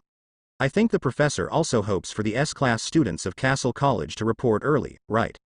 Li Shang asked with a smile. It's refreshing to talk to you. Gudrian also smiled. The reason he came to this city specifically was to send Lu Mingfei to the United States as soon as possible. If they didn't agree, he would close the door and send him over. No, he meant to tie him up and send him over. Li Zhang's proposal undoubtedly struck a chord with him. As for passports and signing, Li Shang had already taken care of them in advance. Including Lu Mingfei's, the reason Li Shang gave was that after graduation, he would use his connections to send him abroad for further studies. Lu Mingfei was moved and immediately declared that Li Shang was his forever big brother. Gudrian hadn't encountered such a well-prepared and eagerly anticipated half-blood dragon slayer in a long time. He was truly a born leader. just like the current student council president of the school, Caesar Gattuso. But this was a good thing, and he naturally wouldn't refuse. The next day, Li Shang and Lu Mingfei followed Gudrian and the others on a flight, landing in Chicago and finally arriving at Chicago Union Station. In the original work, Lu Mingfei went after the start of the school year. At that time, Gudrian and the others had already left early due to various reasons. Lu Mingfei met his senior brother, Fenger, alone at the station. But now it was obviously too late. Night fell. Lu Mingfei sat next to Li Shang in the waiting room. He glanced at Gudrian and the others and asked in a low voice, "Boss, I just looked at the train schedule, and there is no CC-1000 train at all. Did we encounter scammers?" "No," Li Shang explained. "This train is specifically for Castle College. Scammers wouldn't have the ability for something like this." "That's true."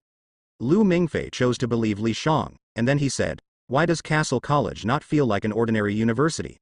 It feels more like one of those spy academies in movies. Do you think we'll be running around with Gatling guns after we graduate?" Li Shang thought to herself, "You guessed it almost perfectly. But at that time, you will receive something even more exciting than a Gatling gun. When you have time, take a look at the guide given by Noma." "Okay." Lu Mingfei took out a book called Castle College Fool's Guide, Lu Mingfei edition, and started reading. It has to be said that the college's artificial intelligence, Noma, is very efficient. Time passed. Lu Mingfei looked up. Outside the huge floor-to-ceiling windows, the skyscrapers were lit up, illuminating the bustling crowd.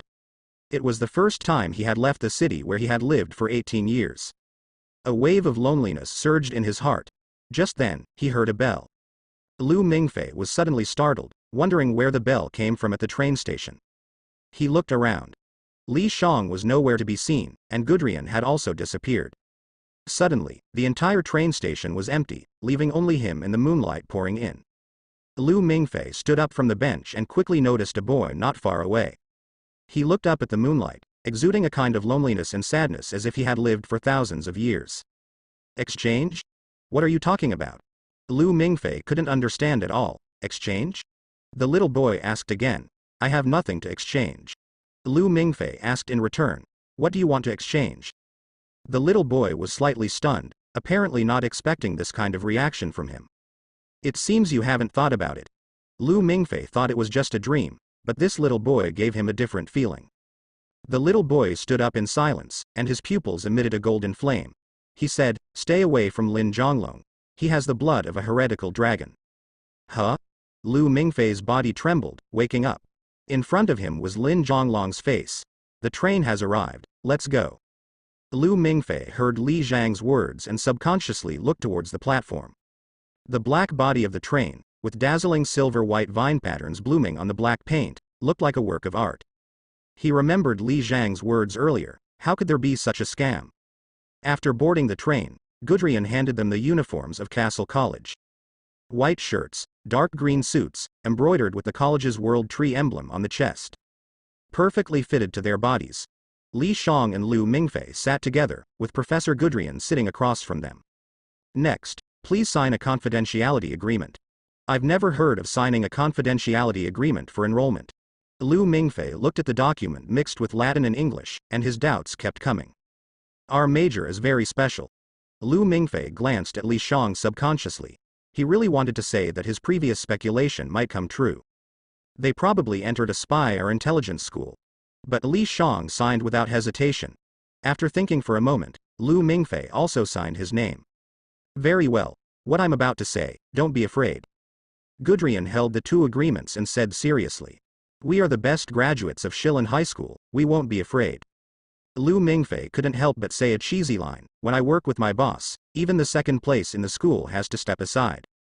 "Not bad. Keep up this mindset." Gu Delian laughed and stood up, grabbing a corner of the canvas behind him and pulling it open abruptly. "Our specialty at Castle Academy is the study of the Dragon Clan, and your job after graduation is to slay dragons." "Slay dragons?" Lu Mingfei stood dumbfounded.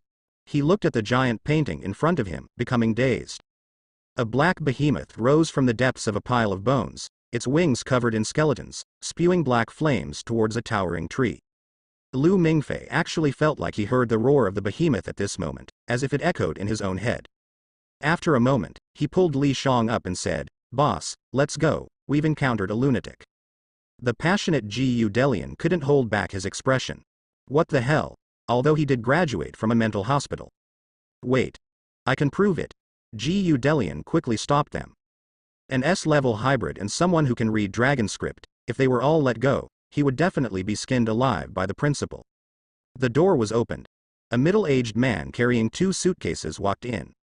He bowed to Lu Mingfei and said, "My name is Fushan Masashi, a psychological counseling instructor. It's nice to meet you, our S-level freshman." "Hello." Lu Mingfei returned the greeting. He was quite unaccustomed to the etiquette of the Neon people. "I brought 2 pieces of evidence." Fushan Masashi opened the first suitcase, revealing a piece of black scales. Presenting a perfect arc, the exquisite texture was clearly visible. Lu Mingfei pinched it and felt like it was plastic. Then Fushan Masashi handed him a handgun and said, "Try aiming at the scales and shooting." Lu Mingfei felt like he might not have encountered an ordinary lunatic, but rather a madman with great power and ability. Li Shang took the gun from him and casually fired a shot. The tremendous recoil had no effect on him at all. Fushan Masashi looked surprised and said, "This freshman seems to be extraordinary." Lu Mingfei stared at Li Shang with wide eyes, as if meeting him for the first time. "Damn it. Boss, you've betrayed our friendship. I always thought you were like me." He could clearly see that Li Shang was extremely skilled with the handgun and perfectly hit the dragon scale. But the dragon scale was undamaged. Now for the second piece of evidence. Fushan Masashi opened the second suitcase and took out a glass bottle. Lu Mingfei's mouth hung open and couldn't close for a long time. Inside the glass bottle was a creature that looked like a lizard, but it was obviously not a lizard because it had wings. This is a sleeping red dragon hatchling. It is a 3rd-generation breed, second only to the noble 1st-generation breed and the 2nd-generation breed. Fushan Masashi, like a salesman, said, "Look at the natural patterns, nothing artificial can reproduce something like this." "I'm screwed, my worldview is screwed." Lu Mingfei covered his face. Just then, the red dragon hatchling suddenly opened its eyes. Its golden eyes stared fixedly at Li Shang. Then it stretched its neck and spewed flames. An unimaginable pressure spread, accompanied by its angry roar. Fushan Masashi, Gu Delian, and Lu Mingfei were all dumbfounded.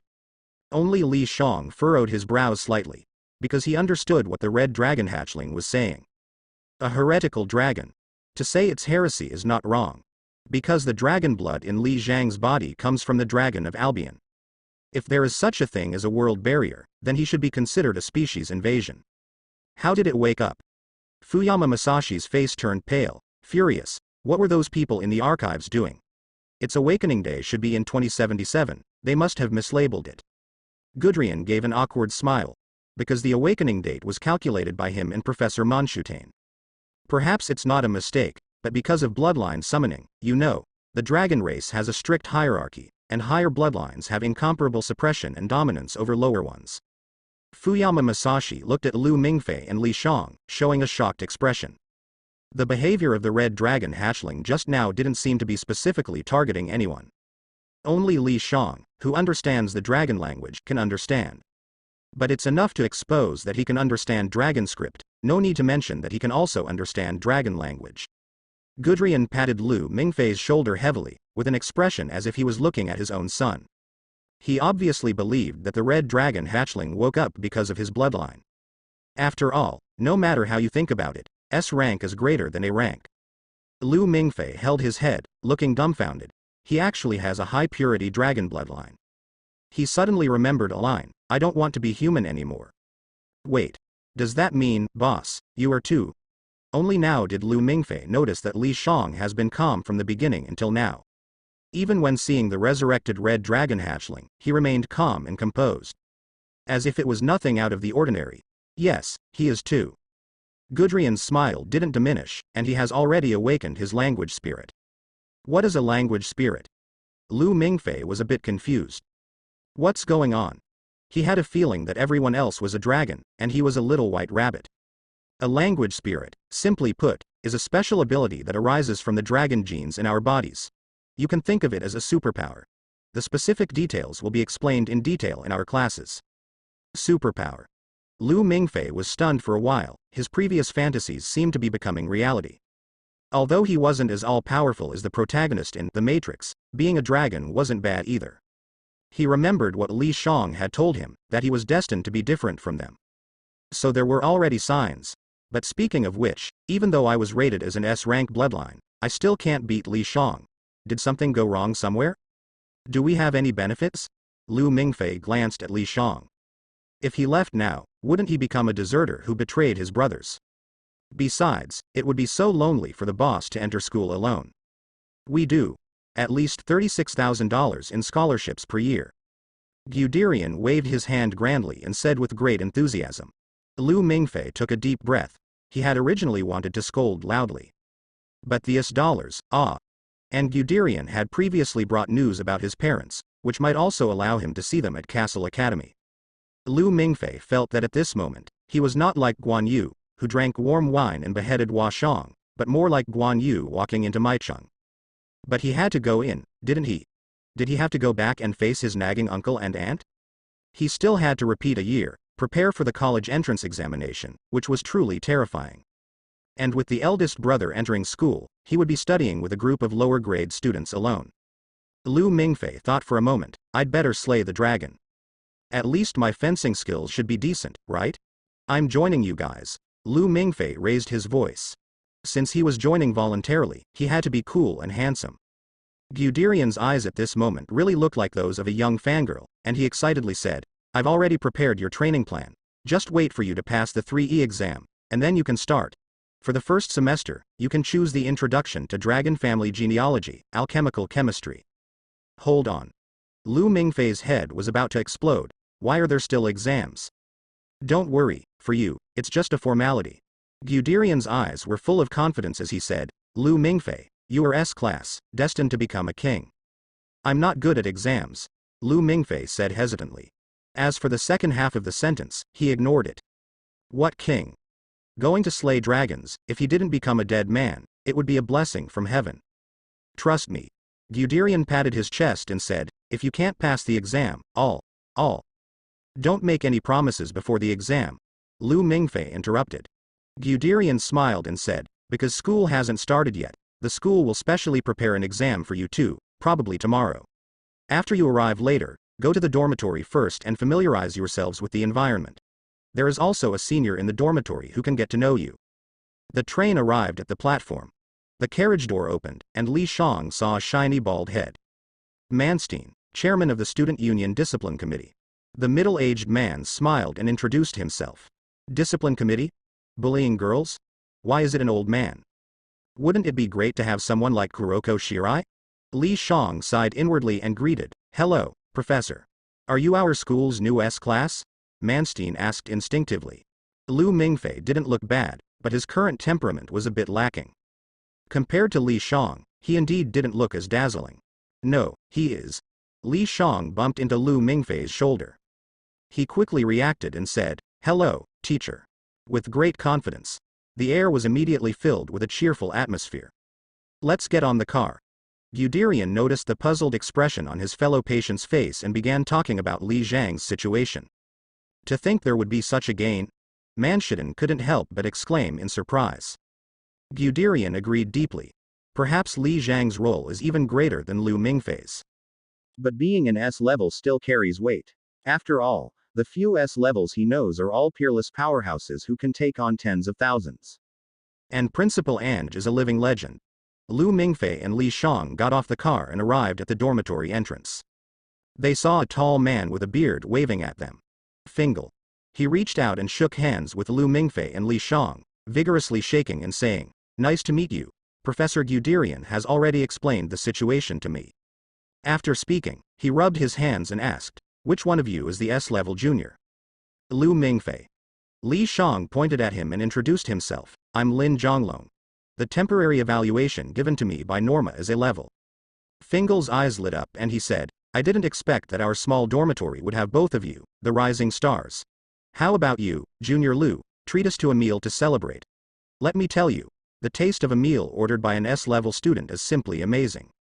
Lu Mingfei also became interested and asked, how do we order? Completely unaware that his senior was trying to freeload off him. Fingal enthusiastically picked up their bags and said, come in, senior will tell you how to order. Li Shang shook his head, but he was indeed a bit hungry.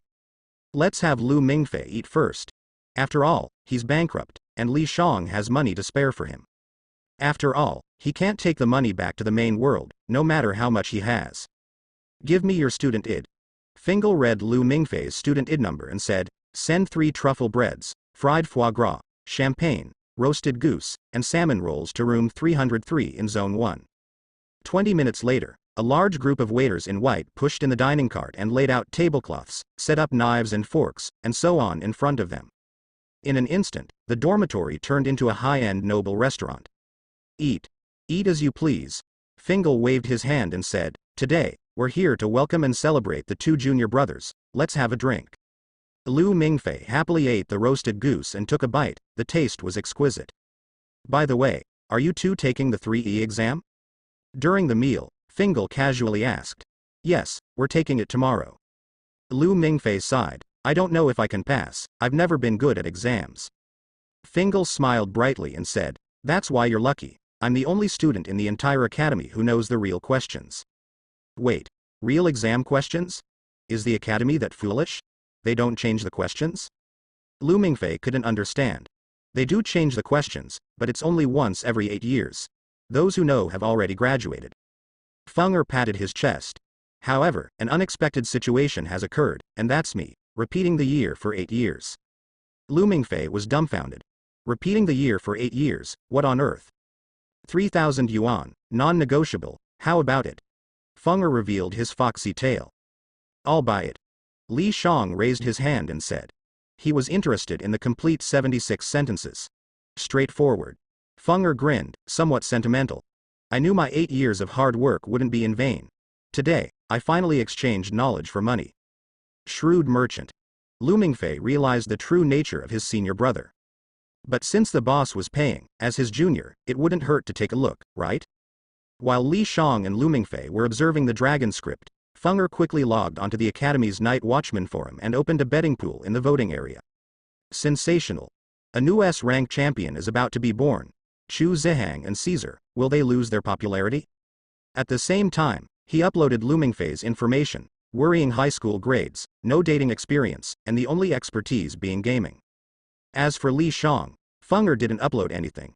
This guy's information was so powerful that he seemed more like an S rank than Lu Mingfei. He gave off the feeling of Chu Zihang. It seemed like they both came from the same school. Li Shang calmly memorized the 76 sentences of the dragon script. The vast majority of them actually corresponded to existing word spirits. The essence of word spirits is to stimulate the power within the mixed blood individuals with specific dragon script. But Li Shang was a heretical dragon. Could he use other people's word spirits? The first generation species, the 4 dragon kings, are able to use multiple word spirits because their bloodline, apart from the progenitor, Black King Nid Hog, is the highest. Li Zhang's bloodline was rated as A level.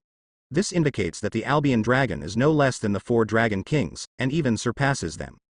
And he directly came into contact with dragon blood, so it wouldn't be an exaggeration to call him a second-generation species.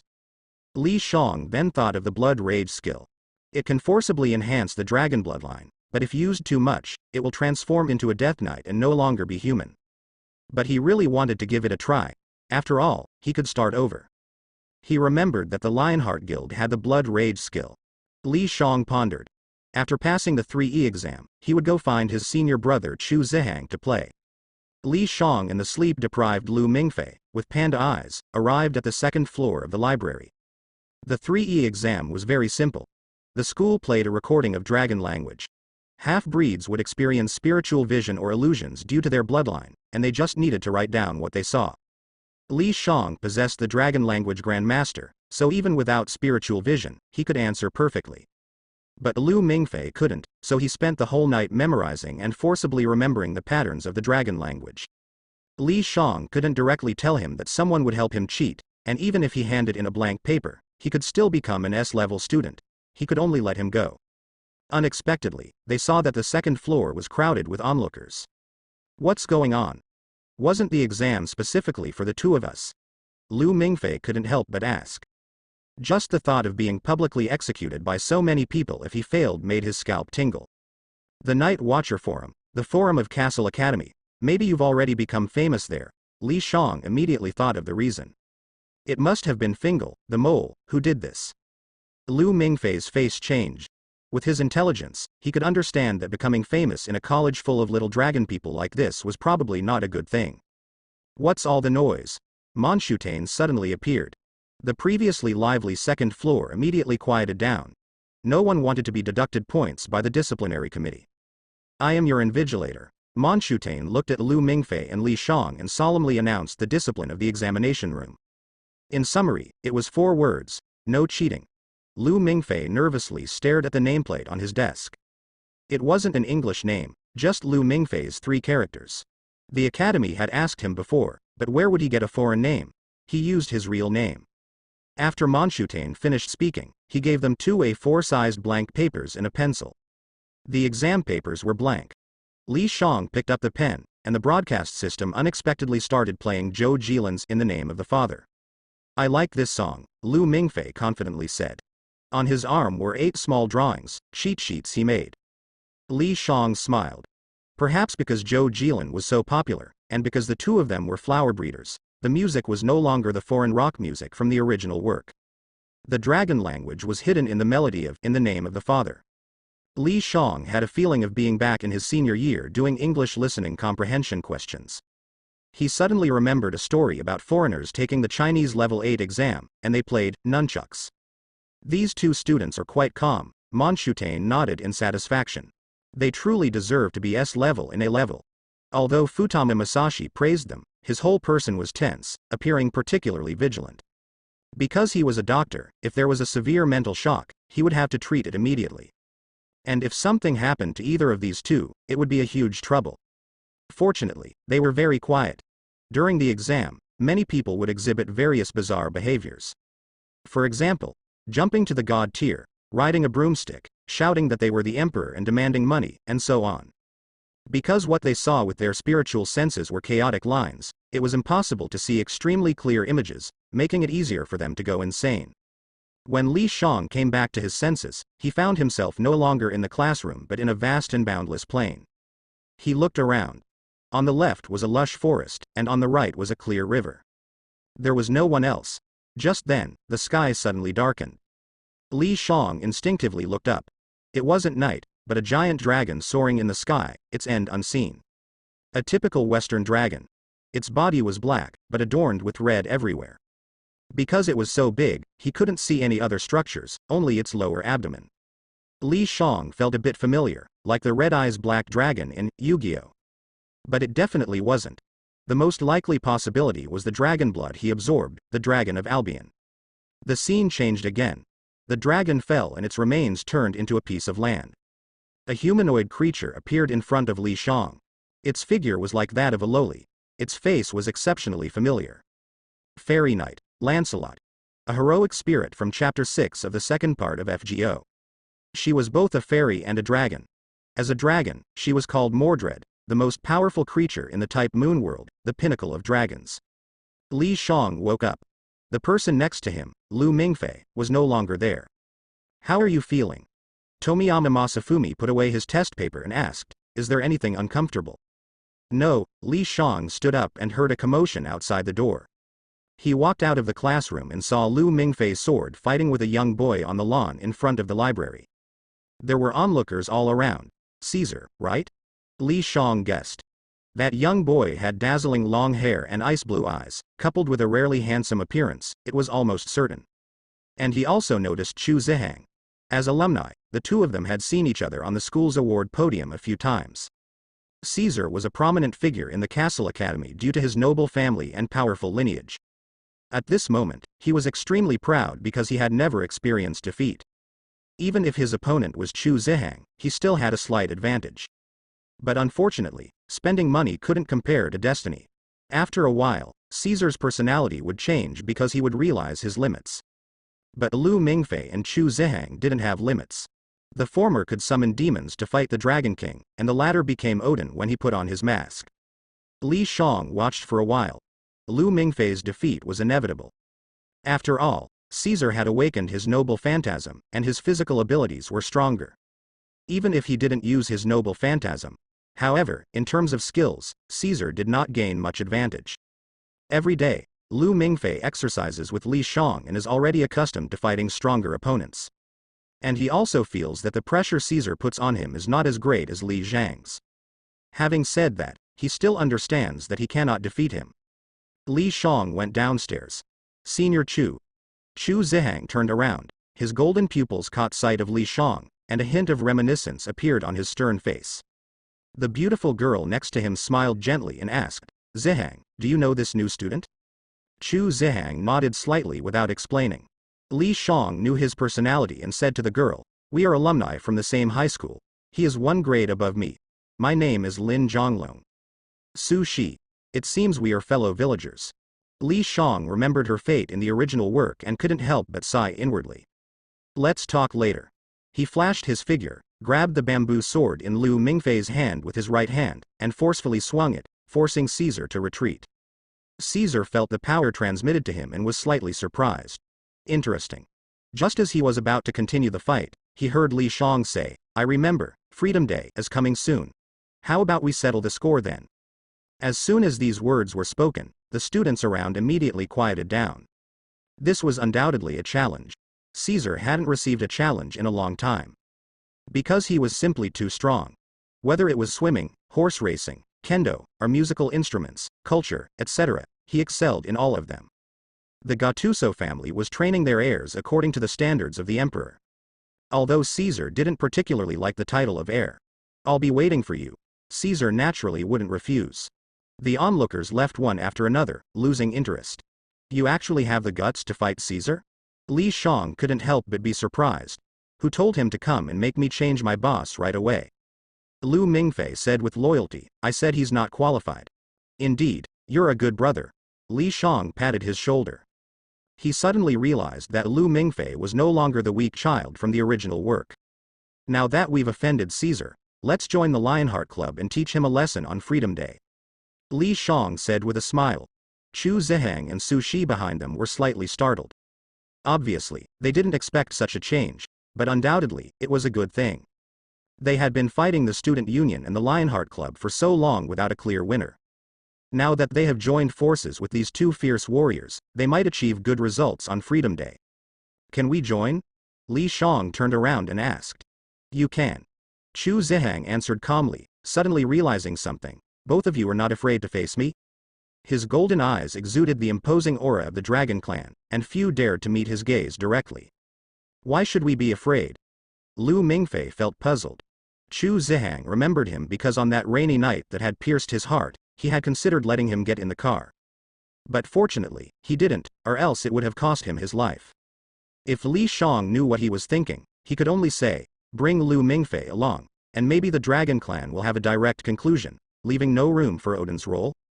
"That's good," Chu Zihang said seriously. "I promise that the next president will definitely be one of you, because you are qualified to be my opponents." Lu Mingfei opened his mouth. "Isn't this too fast? The procedures haven't been completed, and he has already promised the position of president?" Su Su said in a timely manner. "Then let's go have lunch together to celebrate the addition of the 2 new members and talk about Freedom Day." The cafeteria of the academy. Lu Mingfei couldn't help but exclaim. It was like a magnificent church. The dome was adorned with tree-shaped chandeliers, and the walls were made of granite. At this moment, the tables were filled with students. Su Su talked about Freedom Day. It was a privilege won by the students 10 years ago from the principal. Simply put, it was real-life CS. As long as alchemical weapons were not used and no casualties occurred, anything else was allowed. But now it has become the arena of the Lionheart Society and the Student Union. The winner would receive generous rewards. For example, they could pursue any girl, and she couldn't refuse and had to maintain a relationship for 3 months. Even someone else's girlfriend. The pure love war god was furious. The Prime Minister was ecstatic. Lu Mingfei remained speechless for a long time after listening. This is indeed a spy academy. But there's no way, Li Shang has already issued a challenge, so no matter what, he can only face him. "I don't have any requirements, just give me a sniper rifle and let me play freely," Li Shang said. "You know how to use a sniper rifle?" Su Su couldn't help but ask. "I do, I've been playing with it since I was little." Su Su really wanted to ask, "What kind of family do you come from that you can play with a sniper rifle since you were little?" Lu Mingfei was also dumbfounded, realizing that a real spy was right beside him. What about me then? I've never fired a pistol, let alone a sniper rifle. We can provide temporary training. Su Su looked at Lu Mingfei and said, your swordsmanship is good, maybe you can use it in the end.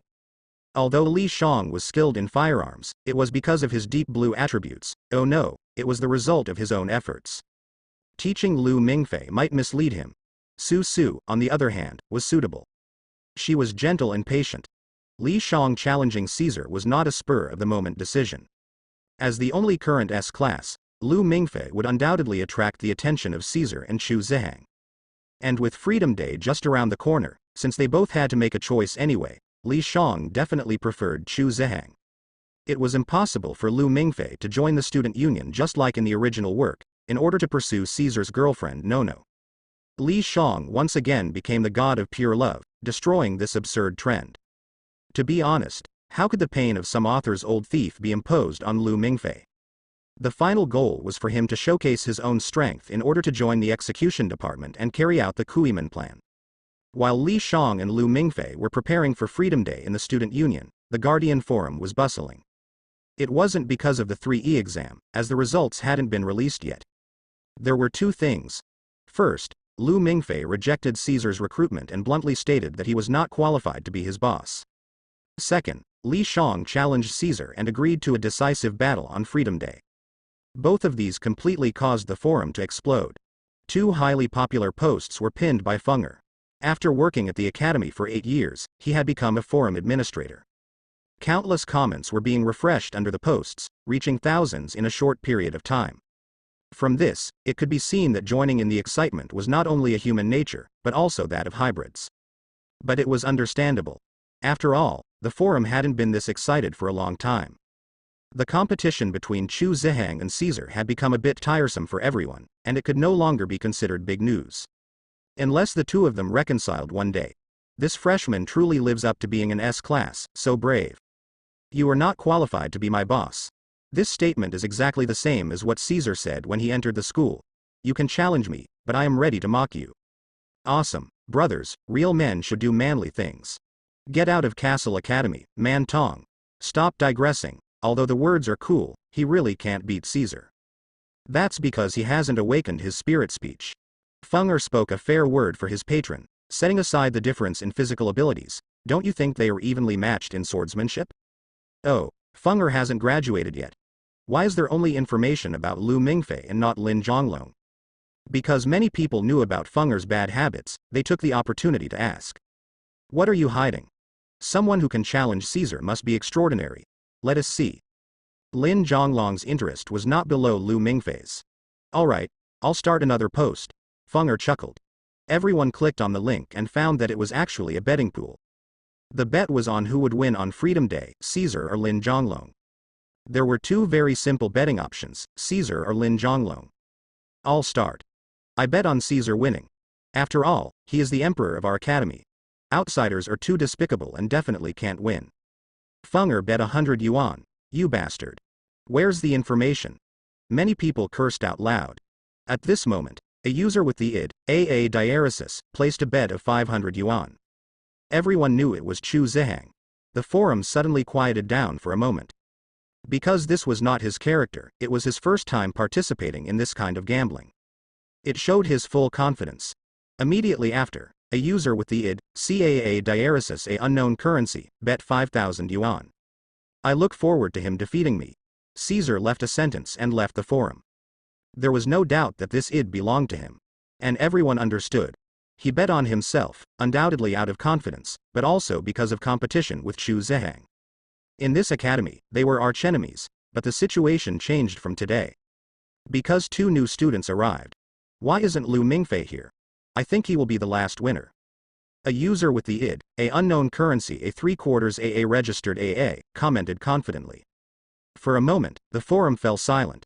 The professor leading the gambling, isn't this inappropriate? Night fell. Fenger was lying on the bed, laughing as if his eyes were filled with his dollars. As the house, he was definitely winning. Li Shang opened the door and raised his chin slightly. Lu Mingfei immediately jumped onto the bed, locking Fenger's body with his hands at a very fast speed, while his right leg pressed against his back. Wait. Fenger noticed the murderous intent of the two people and quickly flattered. What's happening? Two heroes. What is this for?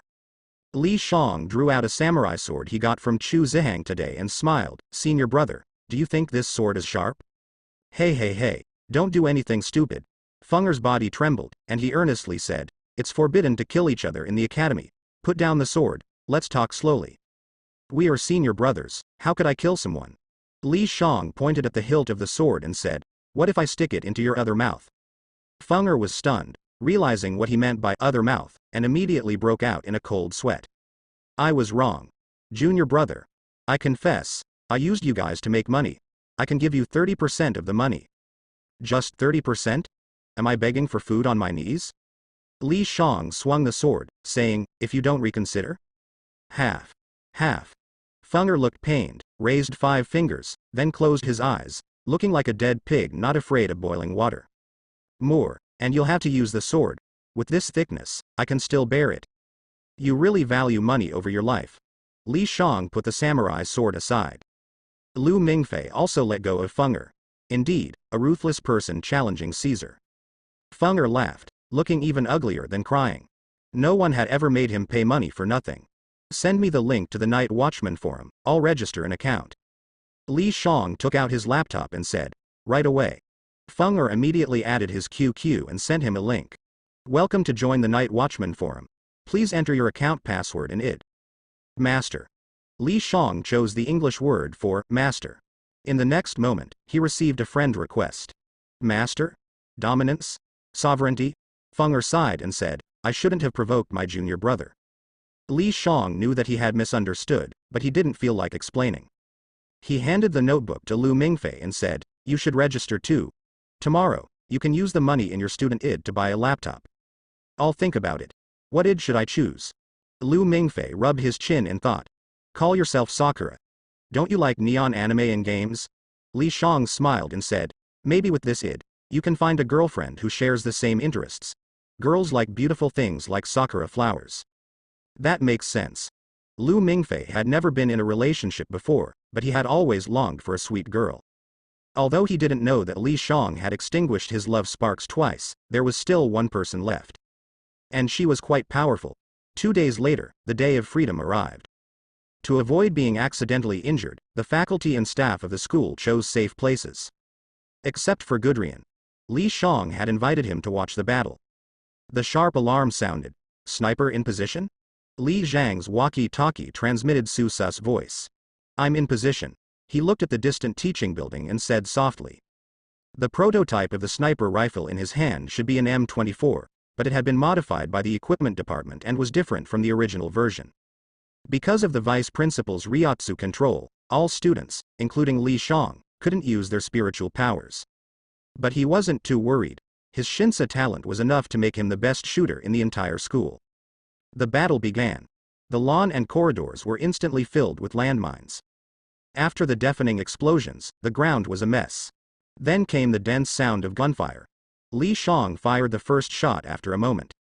The bullet crossed a kilometer and shattered the glass. Caesar's body jerked, and without thinking, he immediately took cover. But the young man next to him wasn't so lucky and was hit directly, blood splattering. Where did it come from? Caesar's face turned dark. Quickly locate him. As soon as he finished speaking, another bullet was fired. He quickly rolled away. The bullet hit where he had been standing. It seems like it's aimed at me. Caesar looked at the direction of the bullet, but didn't notice anyone. He immediately ordered everyone to stay away from the dangerous windows. But the third bullet still took someone's life at an oblique angle. He's on the rooftop a kilometer away. Someone said on the walkie-talkie after a moment. Send a team to flank and eliminate him. Caesar immediately gave the order. 500 meters was already the limit for ordinary snipers, and even though hybrids were stronger, a kilometer was still a bit extreme. And to be so accurate, there was no doubt that he was an extremely skilled expert. The central parking lot had already turned into a hell, with over 30 people dead. Li Shang even saw someone carrying a shoulder-mounted rocket launcher. He promptly took him out. Li Shang narrowed his eyes. He noticed a team approaching him at a very fast speed. As expected. Li Shang no longer aimed at Caesar, but instead aimed at them. First, blood. Penta, kill. Legendary. Damn it. That guy on the other side has already killed 23 of us. Can't anyone stop him? The roaring voice came through the walkie-talkie. Gudrian couldn't help but gasp. He knew Li Zhang's location in advance and had hacked into both sides' walkie-talkie systems, so he knew exactly what was happening now. It was simply outrageous. A freshman turned out to be a sniper king. And everyone was a hybrid, making it even more difficult to successfully snipe. Many people had the reflexes to dodge bullets. What a lucky find. Compared to Lu Mingfei, Li Shang seemed too mature. As if he had already graduated after just starting. On the rooftop, Li Shang discarded the sniper rifle. He had already showcased his firearms, and now it was time to rely on his own strength. He grabbed a rope and jumped down from the 20-meter-high teaching building. Of course, he was facing away from the battlefield. After landing steadily, Li Shang glanced at the katana at his waist, thought for a moment, and took out a handgun. The hunting moment had arrived. His target was Caesar. The first principle of infiltration and assassination was to capture the leader first. The parking lots on both sides were the basis for both sides. Without spiritual powers, Li Shang couldn't pass through the hail of bullets, so he chose the narrow path.